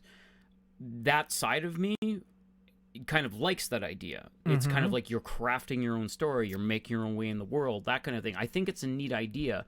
The problem with it is not so much that it's that open-ended, it's that people are going to find a way to break that horrendously. Well, I can understand that. See, this is the thing I've got a problem with. What he's describing here about a player-based economy and all these player-based systems, that'd be great if it was like EVE Online, or you remember? Well, as we've seen, EVE Online, that's its bread and butter, is that it has it's run by the players basically. And many years ago, Star Wars Galaxies, when it was a thing, right? Player would craft, they would open their own shop, they would build structures, the whole bit. That's fine when you have like thousands of people on a server. I think the expectation is going to be that on a server there's going to be like 20, 30 guys at most, right? Like how many people are going to be on a server that this is going to be a viable thing, where you're just trading. You have to trade with people because there are no NPC vendors. Yeah, exactly. Right. I that's don't know. concerning. It'll be interesting because they still haven't kind of come clean about how the game is going to operate ultimately. Like with how the servers kind of cross over, who gets on what server, how do you play with your friends, like all that kind of stuff. So it'll be interesting to see when the hammer actually drops, to see how that all plays out, because they may still have some ideas in place for that kind of thing. Because you're right, it's if you have this thing that's supposed to have its own economy and stuff, but it's basically devoid of what drives an economy, you're kind of missing the point at that. I'm kind of picturing sort of the player count you might get on your average Destiny server or something, right? Yeah. Like that's sort of what I'm expecting. Unless I'm wildly off and they have like hundreds of people on a server, this is a problem. So here's the next quote. But it's still a role-playing game. Yes, there's an element of PvP, but it's not every man for himself and the last one standing wins. If you see somebody, you don't have to kill them before they kill you because it's not a shooter. It's not a battle royale or any one of the 100 other things that people assumed it was. It's an RPG where you can still do quests and explore the world. And then I'm thinking, okay, so he obviously has never been on the internet where people are dicks. Yeah. Because 9 times out of 10, say Grand Theft Auto Online. I was literally going to say, have you ever played Grand Theft Auto Online? Holy fuck. I walk up to a guy I don't know, and I don't immediately, like, You are like walking down the street, and there's no one around you, and then within 3 seconds, someone runs you over, crashes a plane into your face, or shoots you with a sniper rifle from like across the like 5 blocks away. So, or puts a hit out on you. Or yeah, and then they just put a hit out on you. It's just, it's people are dicks online in games. That's just there's no way around that. Now, granted, Grand Theft Auto is not Fallout, but the internet is the internet. You got guns, you got people online, they're gonna kill you. Tron says, so me and my crew can lock down a hilltop or vault and kill all comers, hypothetically. Hopefully, but I mean, until you get nuked. Because nukes are going to be a thing. So griefing's going to be a thing. Although they keep saying that they're incredibly hard to get. Well, yeah, so, but a lot of things are incredibly hard to get. Like the Gjallarhorn was incredibly hard to get. And it was still like, ridiculous. They nerfed the shit out of that. Yeah. So, I don't know, man. So, yeah, it just seems like it's aimed at griefing, and he has way too optimistic a view of people. Yeah, because I do recall him saying that if people are being dicks in that game, they're going. I think he said it was like they were going to show up on the map, or you could like everyone's going to show up on the map. Not put a hit out on them, but they're worth more when you kill them, so they become more of a target and stuff like that. But still, that really doesn't skew that much. It really doesn't, especially if that player's really good, right? And they are just doing that to be a dick. Well, there's probably going to be one thing they talked about. There's going to be some sort of cooldown where you can't attack a specific person after they die. Yeah, and you can't kill anyone before level 5 and stuff like that. So there was also some time to like build your character. Sure, and there was some kind of thing about like a PvP flag you have to turn on, or so it might be voluntary. There's a whole lot of at least it shows that they've put some thought into it, rather than be like, hey, here's this Fallout world, go do whatever you want, and then everyone fucking dies. Yeah. But it doesn't sound like they have a definitive answer for what these systems actually are. I think what they need is they need these beta tests to see what people actually do with the tools that they're given, and then they will try to correct accordingly. Right. But let's go the other way. Now they're saying, like, if you die, there's like not really a penalty for death, so you can just throw yourself back into the grinder. Well, I mean, it's Grand Theft Auto. Yeah, but it kind of misses the point. Like, where then is the concern about death?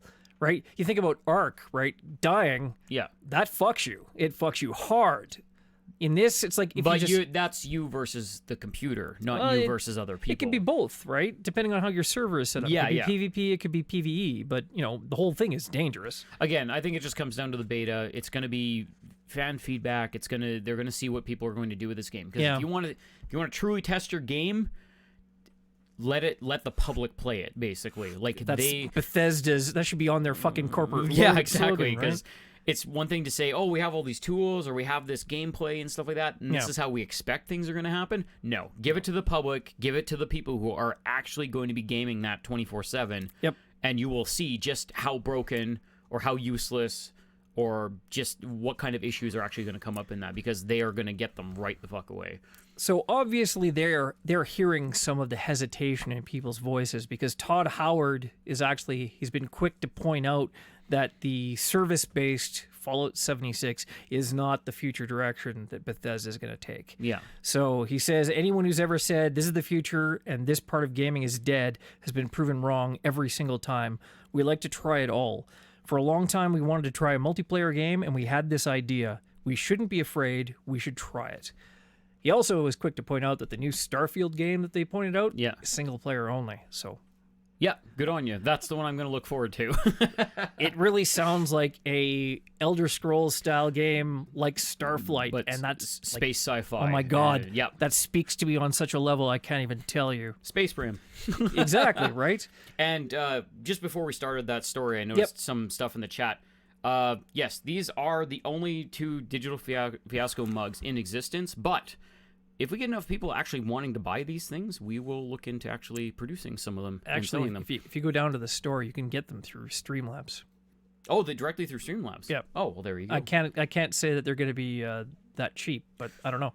But yeah, I mean, if there's enough people like wanting them, I would love to go in and actually do a proper like our colors on them and everything like that. Actually get a nice dark gray mug. Yeah. Get the Fiasco red in it and everything. Well, that's when we're spending real coin. Well, I mean, if you buy 50 of them or something like that, and people actually want to buy them, then I'm all for it. But anyways, yeah, just let us know. Yep. Okay, what you got next? Let's see. So. Oh, there you go. Name Kill says a pre-order. Pre-order. You're lucky we're not in Germany. Man. Yeah, we'll discuss what the price is off air, because I think the last time we talked about this on the podcast, we ended up screwing ourselves. All right, so Nintendo. We talked about the Nintendo Switch and how bad a situation it was, that it had already been hacked and it was a hardware vulnerability. So I was concerned. Switch has still been selling like hotcakes. That's great. Yep. The hack itself is out there. The original Switches, they can't do anything about that. But get this, Nintendo already has hardware revisions out there that deal with this vulnerability. Right. Yeah. So it's only been like since May of last year that this thing's even out there. So it kind of tells me that Nintendo probably knew about this vulnerability way before it became common knowledge that it was out there. Because like you don't just design, revise, and manufacture hardware at the drop of a hat. It's possible, but I mean, it's also one of those things that if they knew about it, we already have these units, so just ship them out. There's however many million units out there that can do this thing if they choose to do so, and then that's it, and then just put all the new ones out. Right. Because I had heard that there's a new code for a new PlayStation also that's coming out, and they think that it has to do kind of with the same thing. No, it's just updated like firmware, hardware kind of situation. No, so. the newer one is just every once in a while they'll have a hardware revision that makes it easier to manufacture, cheaper to manufacture. It's like when they do the Slim. It just the slim right, super slim. If there was anything like in the FCC information or in the what's the other information they do? It's there's another the patent office. Okay, yeah. If there was anything fundamentally different about the specifications, it would be all over the internet by now. But yeah, I did see that about the new hardware revision. It's just like. Manufacturing revisions. It's the X Switch X1X. You thought the Xbox was confusing. Yeah, really. Check with the X Switch X1X. Well, if the only company that names systems worse than Microsoft is Nintendo. Yes, very much. Like, so. God damn it, the Wii U is ridiculous. So anyway, Nintendo still has not acknowledged the hack or made any kind of statement about the hardware revision at all. No, it's just like if you see something that you don't want to be on the internet or something, don't say anything about it, because it'll just make it 10 times worse. Exactly. So, speaking of the Switch, Square Enix, their brand new game, the bizarrely named Octopath Traveler. Oh, yes. Square has a big problem where they go, oh, this game, like Deus Ex, not Mankind Divided, the original one, Deus Ex, Human Revolution, not the original, but the most recent. Wii Me. So anyway, they said, oh, it's got to sell like 1 million copies or, we'll never make a sequel. And it's like they didn't quite make that. And Tomb Raider, same thing. Just wildly unrealistic expectations. Just a lot of devs will do that. Right. They'll be like, oh, we spent X amount of dollars on it, so it's got to sell this much, or else it's a fucking, catastrophe. Right. So, related to this, Square Enix had a more realistic expectation for Octopath Traveler. Right. And apparently... It's just a classic little JRPG game. And for the Switch, like a smaller install base. So, unfortunately, they grossly underestimated how good and how popular the game would be.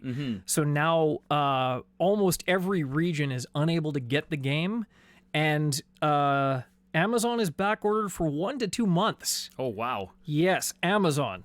So, I like, when was the last time you ever heard of an availability issue for a game physically? I mean, we're talking years at this point, just because so much is available digitally now. Yeah, I mean, you can still get it digitally, right? Assuming you have, like, the card that will be able to hold it all and everything on the Switch. But yeah, it's, like, anytime you get a physical game, like, you can always... Last time I had an issue finding something physically, it was Blade Runner 2049. Oh, okay. Surprisingly. I got mine on Amazon. But that's because it was...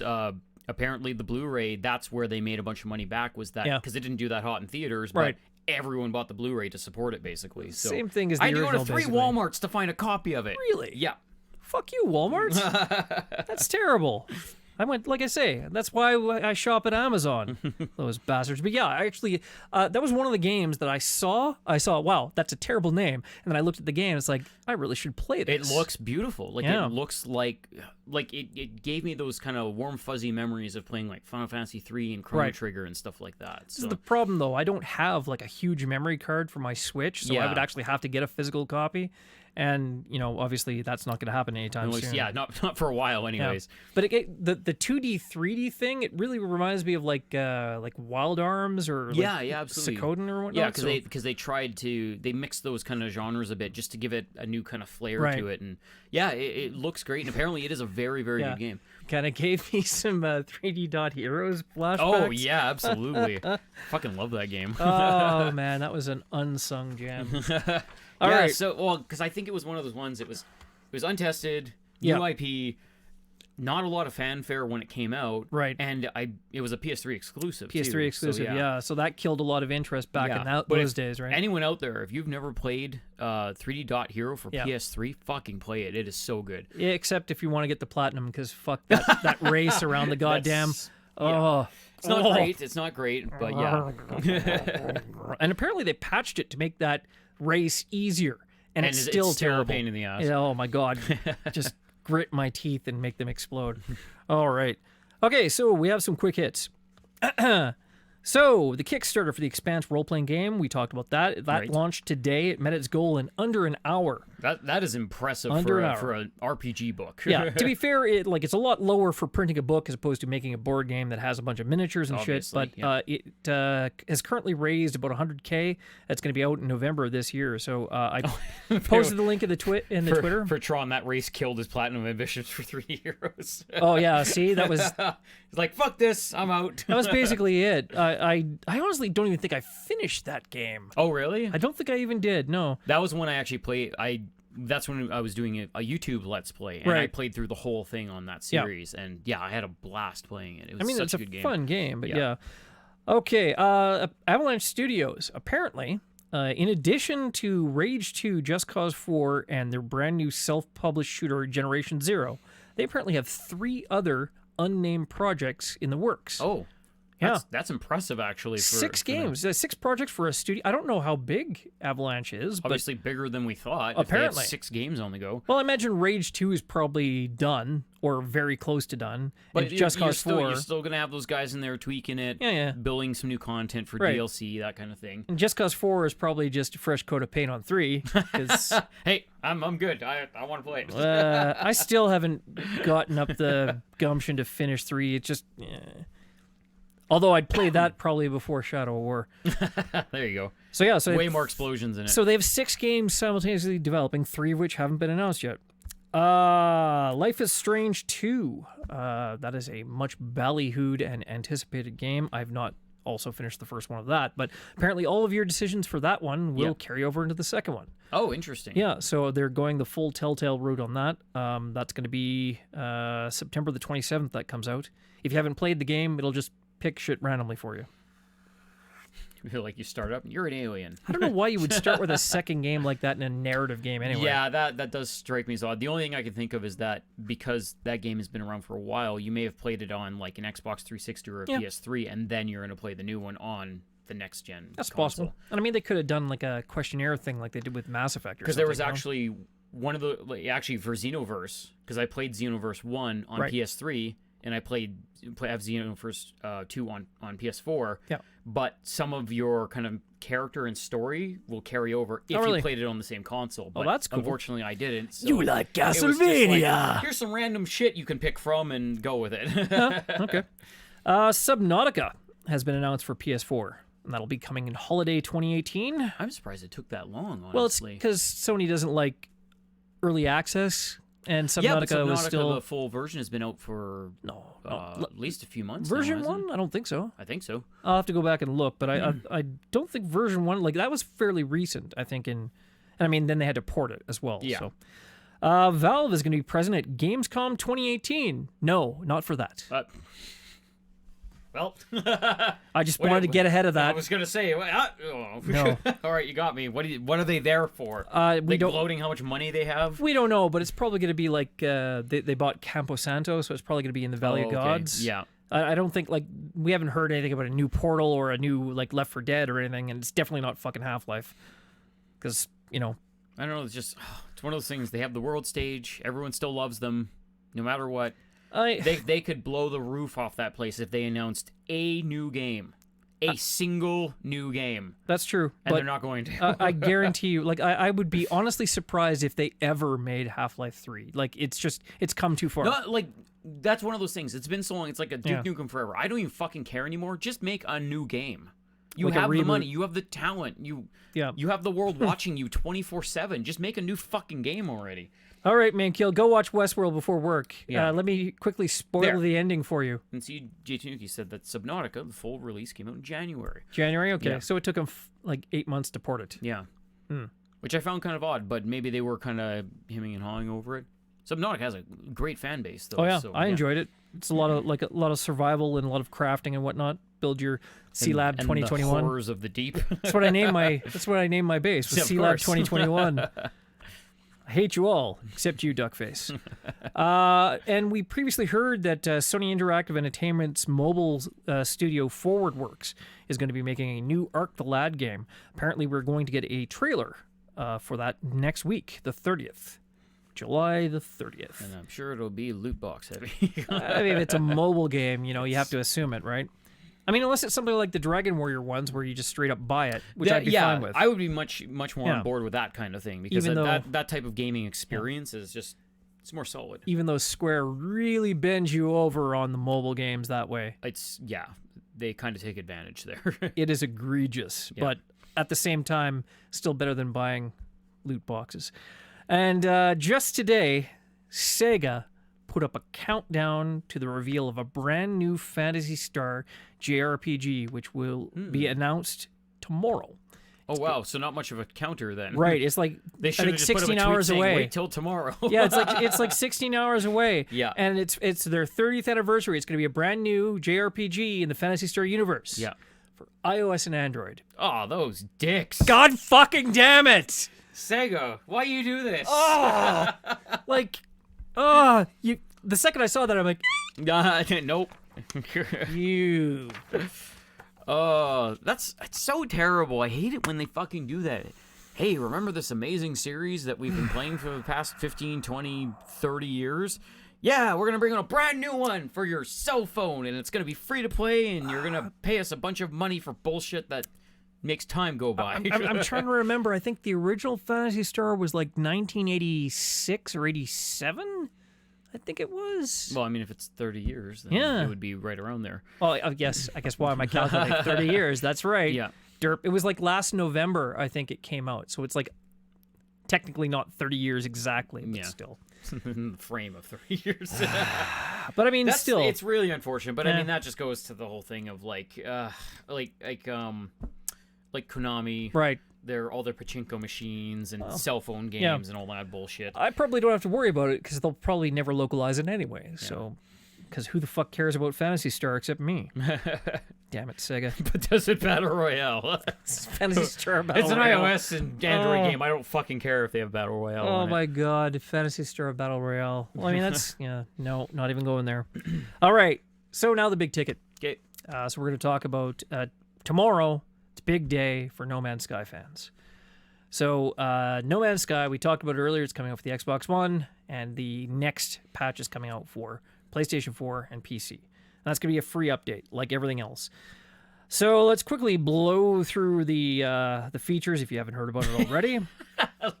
What's that? Sega can only fail. That's why they bought Atlas, since Atlas doesn't fail as much. Sort of like dilute their failure. It's like a half-inflated flotation device. Hey, it's just like, hey, we're not drowning yet. You know what? As far as I'm concerned, as long as Sega keeps releasing Yakuza games, they are doing just fine by me. There you go. As long as they don't fail on that front, then we're all good. I mean, they've been golden for years on Yakuza alone, as far as I'm concerned. Anyway, so next. So obviously they're adding multiplayer. Yes. Which is the feature they've been talking about, basically. The feature since day one that everyone has been asking for. So on top of that, we're going to have true multiplayers where you can actually see the guy and do stuff and blah, blah.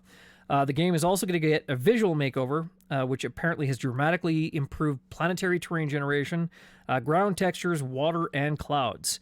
And there's going to be significantly more detail added to ships, NPCs, and buildings.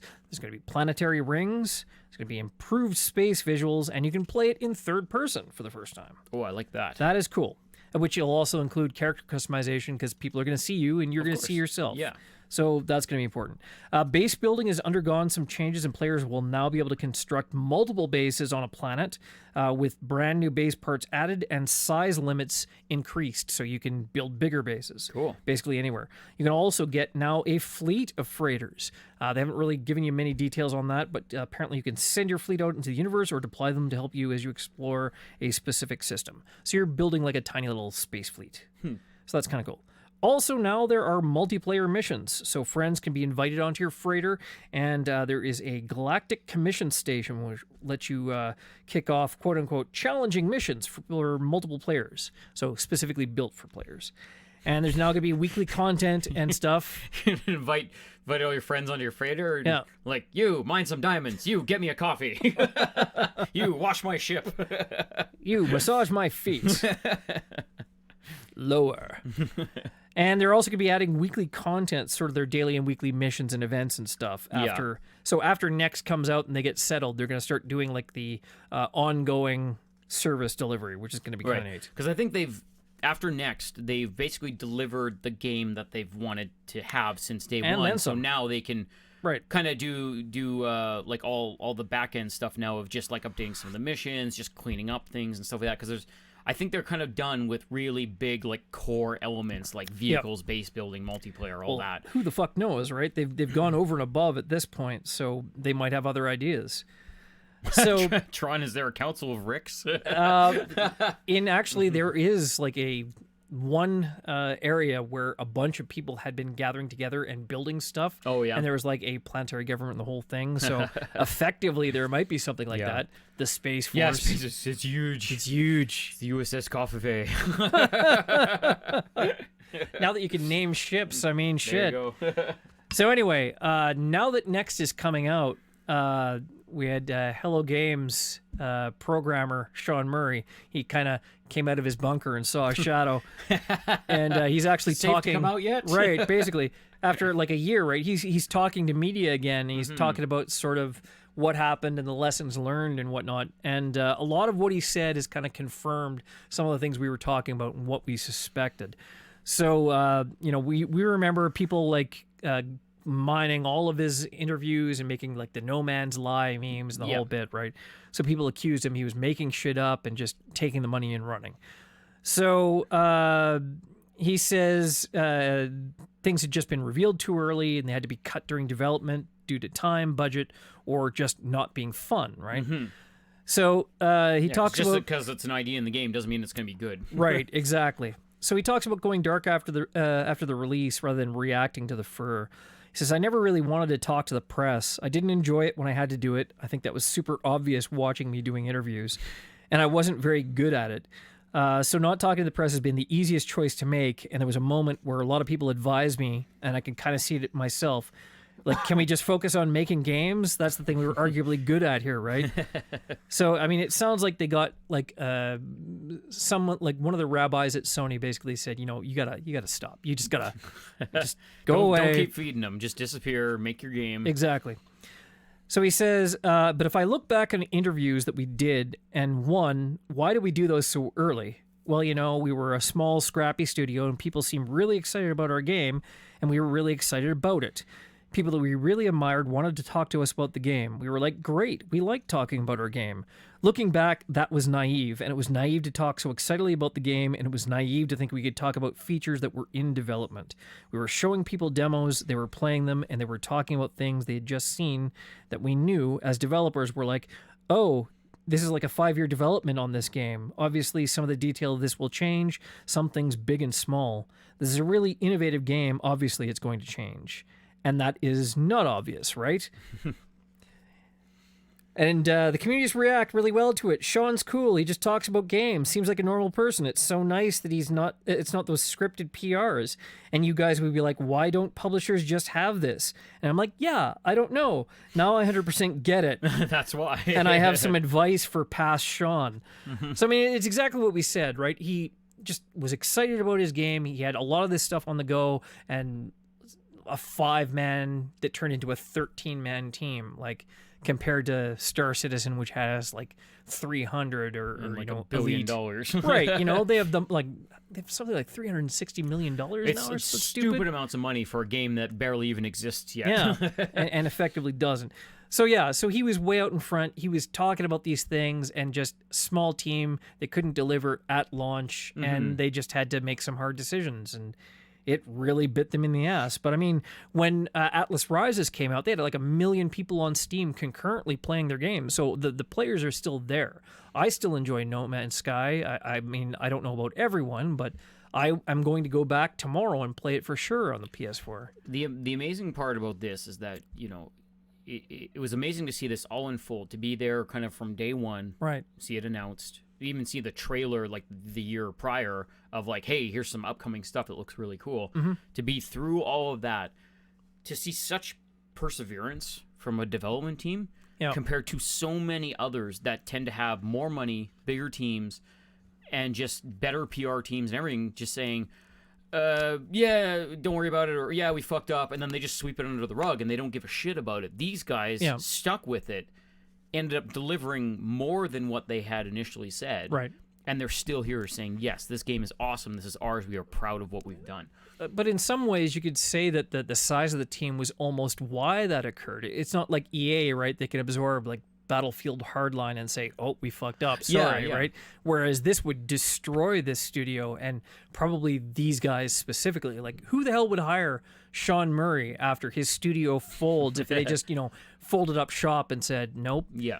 The other part of it is that apparently, as opposed to like Joe Danger, that they did, but maybe they didn't enjoy, he's talking about how excited he is about what he's doing. They're really enjoying developing this game. So really a lot of the joy and the excitement is there that drives them as well. So they're having a lot of fun with it. They're listening to the community. They're reacting and giving things to the community that they're asking for. And they're now delivering on the promise from a year ago, late to the party, but it's a much better game now than it was. They stuck around and delivered on it. We have so many... Again, larger developers that would just sweep it away and say, yeah, we fucked up, or it's not worth the money. Or you have other developers that are like, yeah, here's the game we want to give you. And they grab $1 million from Kickstarter, and then they disappear 6 months later, and you never hear from them again. So, again, good on these guys. They deliver on what they wanted to do and then some. Not Toby Danger. No dash! That's a freakazoid joke. Okay, so he's Richard from Silicon Valley, kind of, except... less brilliant and awkward, I guess. Oh, and then he's pretty awkward. Quick note that I had kind of just said as a joke in there before was that in Germany with release dates and pre-orders. Right. Did you read anything? Yeah, about it? You have to put an actual date on it. So if you have a pre-order for a game in Germany, right? If you don't have a release date, it's illegal. And I think that's fucking genius. Yeah, but that also doesn't preclude a delay either. They have to put something there. Well, and that's the whole thing. I was actually joking with some friends about it. It's like, oh yeah, just throw a random date on it. We'll just say we fucked up and we'll just change the date. I'm hoping that there is kind of a bit more to the rule than just saying, oh, you have to have a date, because they'll just slap a date on it. and then go with I'm it. sure it's got to be a realistic date, and there's probably like some kind of and that's process. or a fine if they blow it too hard, or like I don't know. It's just like I don't know. I'm just glad that they're actually thinking about stuff like that rather Right. than just this rampant like pre-order a game even though it's half done. Like Yeah. you know, I'm glad that they're actually looking at something like that, saying, hey, this is kind of dumb. They shouldn't be allowed to do this. I mean, I don't think that does Square Enix any favors. Well, I'm getting to fucking smarten up then. All right. So you know what time it is. Absolutely. It's time to press select on the options menu. Is there a select button on there yet? There is not. You need a select button on there. That's what you fucking need. Does that count? I would love it if the select button on like a Super Nintendo controller made that noise every time you pressed it. Well, you don't have to take my word for it. This week, the options menu, and for those of you new to the stream, the options menu is a rotating series of topics that we come back to every week and do a little short little blurb on. This week, we are doing Steal This Idea, which is one of my favorites. We come up with a game idea that developers can have as long as they make it and they do it well. And we'll get to play this game that we really want to see, but it has to get at least an 80 on Metacritic or we're coming after you to sue you. Yeah, exactly. If it's above 80 and it's a good game, you can have the idea for free. Go forth and play, developers. I'm looking at you, Sucker Punch. Yeah. Ghost of Tsushima, it needs an 80% or higher, or else I'm going to sue you. Goats of sashimi. Yeah, Ghost of Tsushima. All right. So, Dandr0id, Yes. what do you got for me? All right.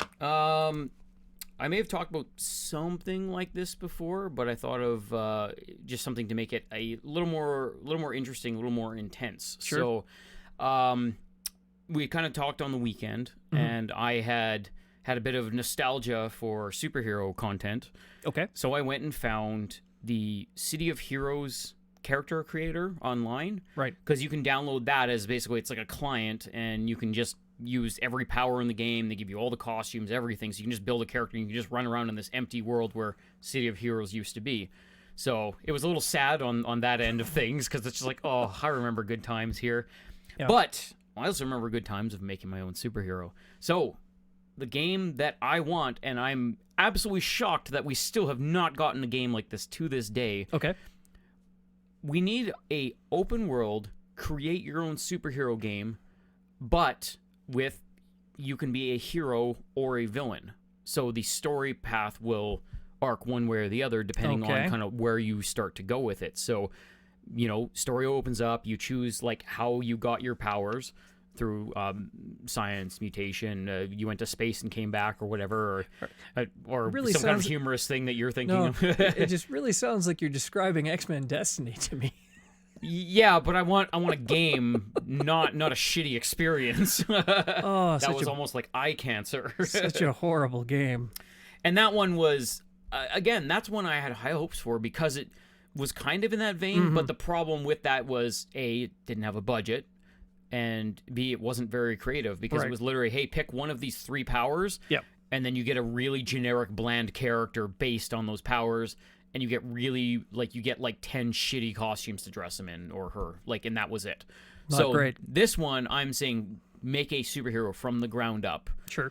Choose, like, a starting path of, like, how you get your powers and everything. And then as that happens, then you know, do some missions and stuff like that, and then you start to kind of turn left or right. You turn to be a hero or a villain. Okay. Or maybe have an anti-hero one in the middle there somewhere or something like that, just to make it extra fun. But, of course, you run into those walls of, like, well, you can't stray too much in either way because it really fucks with the storyline and everything. Yeah, Infamous kind of proved that, right? Yeah, and that's the whole thing. But, I mean, we've come a long way in game making, too, of just being able to make a bigger, bolder game with, you know, more voice acting in it, better stories, bigger worlds and stuff like that.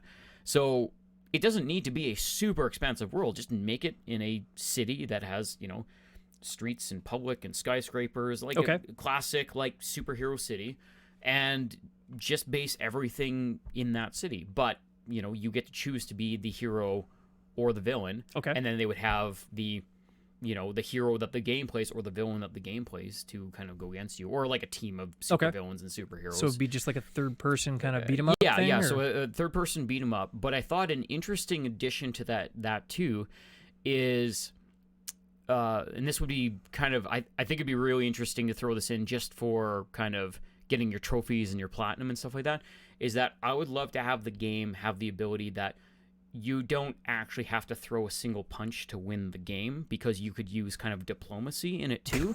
Okay. Because what it would be is that when you get your superhero abilities, the more you use them, the more they affect your character, and you can actually die from using your superhero abilities because they're so overpowered that you get like super speed or super strength or whatever. So it's almost like, imagine it as the whole game has this giant power meter that you're using your superpowers for. The less you use them, the stronger they'll be kind of throughout the game. But the more you use them, that kind of power thing drains. And by the end, if you haven't defeated the game by the time you lose all your superpowers, you basically kill yourself by stressing your powers out too much. I can think of 2 games that used a mechanic like that. The Spawn game for the Super Nintendo, where you had I've never played that one before. It's like Spawn, right? He has a fixed counter, and that's like his total power for his life. Okay. And every time he does something, it drains that number. So like even walks? No, like anything like a super uses power, okay, right? Yeah. I think it's like a function in the cartoon, the comic as well, but it's definitely in the game.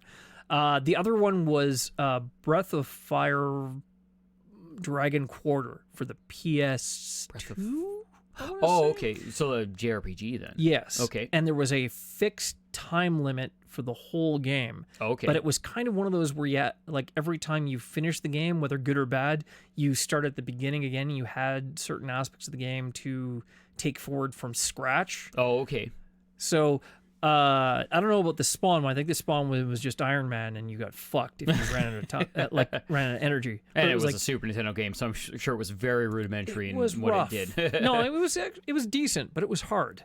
So anyway, I'm not sure about that mechanic because it was kind of disincentivizes using your powers, which would be the basis of the game. So I don't know. I just think it'd be interesting to have that whole thing of like, you don't just beat the game like an Infamous or a Prototype by smashing the shit out of everything. Like, or maybe have an option to be like, well, do you want like easy mode, which is just like go nuts, or hard mode where it's like you choose when you use that, and you choose kind of when you use some like diplomacy or whatever. See, I just thought that would be kind of an interesting idea of like, hey, you can try to talk to that bank robber, or you can try to like speak to like a super villain and convince him otherwise of like this other stuff and everything. So when I have like a diplomacy skill and like some RPG stuff to it. Yeah, like that kind, like, because that would add some conversation, some different story arcs to it, rather than be like, I'm just gonna shoot you with eye lasers till you're dead. Like, so Mass Effect.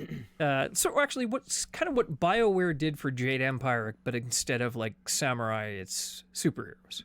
Sure, I haven't played Jade Empire, so it's basically Mass Effect, but in ancient China. Oh, okay. So is it like Crouching Tiger, Hidden Dragon? Like, yeah. Oh, okay. Yeah, it's like that. Was it Wushu? They call it. We got some martial art. Yeah. Like a specific that genre. Okay, I don't know. yeah. I'm obviously mangling the name. I don't know. Okay. Yeah. Okay. That sounds cool. Yeah. And again, it's just. Do you have a title? But no, I never have a title for these things. But yeah, just playing, like, just being able to create that hero in City Heroes and stuff. It just made me super nostalgic for that. And I mean, honestly, why have we never gotten a create your own superhero standalone game? It just doesn't fucking exist. There's one. If you're gonna say Freedom Fighters, I'm gonna slap you. Not Freedom Fighters, Freedom Force. Or sorry, Freedom Force. Is that it's like a top-down, like Diablo, like an isometric one. Yes, the problem with that one is you don't really create your own heroes in that one. No, you can. They have like from scratch. You can.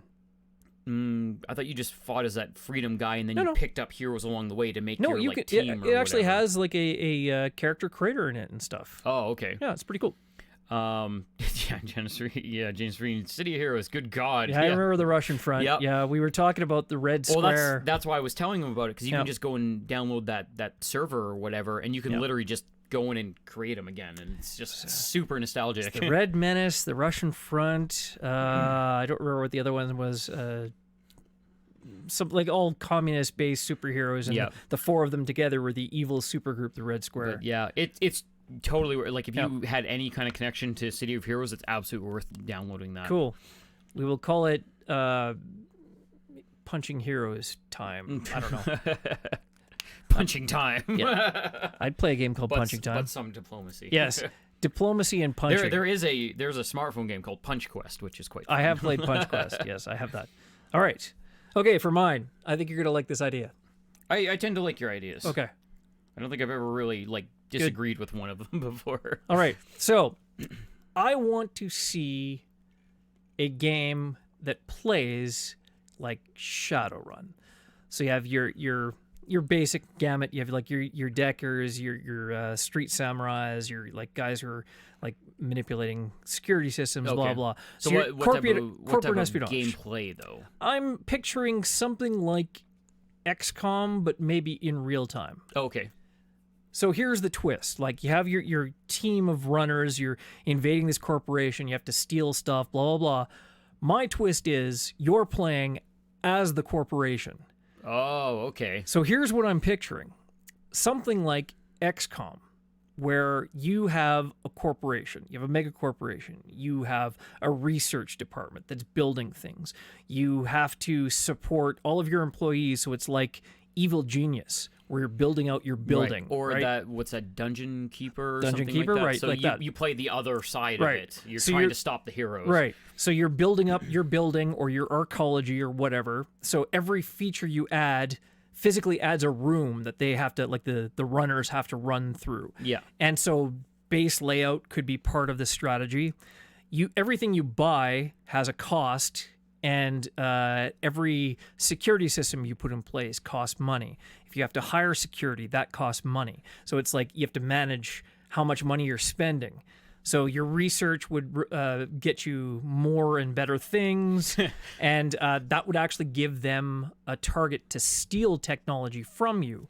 So for other corporations, So it's a Megacorporation spreadsheet simulator. no, but it'd be like XCOM, right? Yeah, That kind of game. So there'd be like You can handle firefights going your on. security forces, put them across the city to like different points that are Right. getting attacked. Well, I pictured all taking place inside your building or on the ground. Oh, so you just have one core building Right. that they're trying to get into. Right, and as you It's your expand, maybe headquarters. right.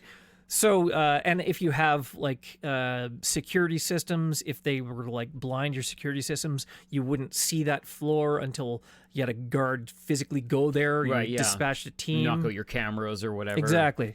Right. So things like that. So you would have to spend money on your security system, on your security staff, and there would be events that happen. Like I picture a Shadowrun style environment where there's many different mega corporations, and you would have like the government would interfere with you by saying, oh, this kind of thing is illegal, or you can't research this, and then whether or not you still went ahead and did it might impact whether or not you would have repercussions, or you would have sanctions, or your taxes would Well, go it's up. only legal if you get caught. Exactly, right? And it would also influence, like, if you were a target for maybe blackmail or shit like Yeah. that. So would you have corporate espionage too? I absolutely- Like you could steal from other megacorps. I kind of picture there would be like the main mode, which would be sort of an XCOM style thing, and then I picture a multiplayer thing which would play kind of like XCOM / Civilization, where you would have other players each managing their own mega corporation. You would have like your defensive security, and then you have actual runners going out, and you have to hire guys, and you have to prevent them from like betraying you and shit. So you have to pay them a certain amount, and you have contracts. And I could see that as that kind of game being really entertaining. Like you're managing it like a business that has an infrastructure and security that you have to keep reinforcing and keep current. Yeah, absolutely. While everyone else advances as well. Now, what would be interesting too, because you know the whole thing's kind of Shadowrun based esque kind of thing, is that you would have I guess another level to it too. As some guys are breaking into your megacorp, like they kick in the door, they're shooting guys in the lobby and stuff like that. They access a computer. Then you have matrix-based levels too, so you actually have like physical cyber security, which has its grid-looking levels where you're attacking with AI bots or like nano stuff going on. Yeah, I think like that would be really neat too. all your decking aspect. Yeah. It would really depend on whether or not the game would play out in fully in real time, because then it is the same problem as Shadowrun has with managing deckers versus meat space. Yeah. So it'd be interesting to see, because I really like that kind of game, like the Shadowrun game for the Genesis with the decking. I really enjoyed that. But Shadowrun for the PC, right? We also had Satellite Rain, like that. Yeah, that was more like Syndicate, like the original Syndicate. But very much that Cyberpunk, you break in, you're stealing shit, like all that kind of stuff. Like it's in that same vein. So I would absolutely be down for that. Syndicate would actually be, or Satellite Reign would be probably close to what I'm looking at, but except from the other side. Yeah, exactly. So you'd be playing You're corporate instead of scum. Exactly. So it's a lot like XCOM, where you do have to do the research and manage your money and still like manage to maintain all your defenses and train your guys up. So if you lose a guy, like you lose all his training, you have to pay out his life insurance, things like that, right? But if you don't commit enough forces, then you might get overrun. So you got to spend money to keep your money from being stolen. It'd be interesting if it had an extra kind of layer to it too, of like it's like sim cyberpunk or something like that. So it's like rather than you start with your headquarters, but they have this like big mega city, and you buy this derelict building, and then that's like your second place. But if you get attacked both places at the same time, you have to have enough money to pay for security to go there, and it's like AI defended then, because you're getting attacked at like your headquarters or whatever. Yeah, you could do it actually. The original XCOM, like way back, the Microprose one, you could have multiple bases, and you had to like station guys at each base, so each one would respond. So when you get big enough, you have enough money, you can pay to actually guard those places properly. Right. And it would actually make sense that the more you expand, you have coverage of a bigger area. Maybe you own certain businesses in the area. You got a strong arm out the other megacorps, and then that's how you win. And then it becomes kind of like, was it Urban Chaos? I think it was that city takeover one. Oh yes, it's like that New World one from ages ago. Mm-hmm. But yeah, I think I would really enjoy that kind of thing. Like I like an XCOM game, but I like the whole cyberpunk aspect to this as well. Course. Yeah, that flavor to anything, and it makes it that much better. So like actual cyberpunk, and it's active time rather than than turn-based or whatever. I'd be fine with turn-based too, but I think it would be easier to manage the other way. So I would probably call it something like Megacorp or something. Megacorp Simulator 2019. Something like that. Have those really bland box art too. That's not how you sell a game. But it's a Megacorp. It's got to be ugly. Oh, terrible. No, I would play the shit out of that game. That does sound like an entertaining thing. All right. Not to toot my own horn, but I really want to play that game. Hey, that's why you came up with it. Yeah, I just need to learn how to program now, I guess. Fuck. All right. So that is our show, folks. If you like what we do and our channel here, please hit the follow button down below if you haven't already. You can also subscribe to us if you really, really like what we do. Give us a couple of bucks. Helps us keep that light on over there. Exactly. We will put it towards getting an aggressively unpaid intern to shine our shoes and stuff. You can reach out to us at digital_fiasco on Twitter. Tell us what you think. Give us some ideas for topics of discussion, or, just say hi. We're cool with that too. Check out our website at digitalfiasco.wtf. We're going to be updating it a lot more now that I'm going to start actually archiving everything out to YouTube, like I've been threatening to do for a while. Threatening to do. Still on the fence about what you do. I bring joy to the hearts and minds of men and women everywhere. We bring love and peace. Kill it! Yep. But yeah, we still want to hear from you, even if you think that Fortnite needs to be given $1 billion. More? God damn it. They can just go away. It's like $1 billion in a year. Like, yep. Free to play, man. It's the big ticket. Yep. Anyhow, so that's another show. Tomorrow, Kelly and Albel will be here for Comics Ons. I'm sure they'll be talking about everything that happened. It was at SDCC. Yep. Yeah. Yeah. So. Lots of trailers, lots of comic book news going on and everything. So yeah, they are. Yeah, definitely tune in tomorrow because you're going to hear all about everything that happened at SDCC. Yep, that should be entertaining. And they will be talking a lot. I'll be there in the producer's booth. Wednesday this week is not Player's Guide. Next week will be Player's Guide. They'll be back to talk about, I believe Final Fantasy is their topic next week. This week will probably be me playing, I might start on Persona. Oh, yeah? I might. Yeah. Beat Albel to it. Well, I don't know how far he's gotten into it. I'm sure he's much further than I am, but I have not played it, so I need something that I can just play and then put down for a week, so that people aren't missing half of the gameplay. I'm sure it'll be interesting. Call of Juarez. No, it's not. Call of Juarez. No, Call of Juarez will not be back until Dandr0id has got his schedule under wraps. Yeah, exactly. Figure that shit out. Believe me, once. I want to get my schedule back to normal so that this fucker can play Call of Juarez. Oh, darn. Yeah, I'm really hurting to play Call of Juarez again. Yeah, Persona 5 is good, and Albel has been trying to play it for 2 years, and he He hasn't finished the game, so That's why I'm confident that you'll beat it before he does. yes, yes. So I will probably start on that. We'll see how it goes. I know nothing about. I haven't played a Persona game since like the original one on the PS1. I have all three of the original three for the Vita. Well, from what I've heard, it doesn't matter because every single one is basically kind of a standalone. You'll enjoy it just as much. It's like a Final Fantasy thing, right? Yeah. There's not really a connection directly. So, think I start up. Fuck you very much. I am not starting over Call of Juarez. I will snap that disc in half first. All right, folks. That's us for another night. We're going to go find someone on Twitch to host, someone locally here in Winnipeg, and pass that love forward. Till then, I'm Jack McBastard. And I'm Dandr0id. We will see you guys tomorrow. Have a good night.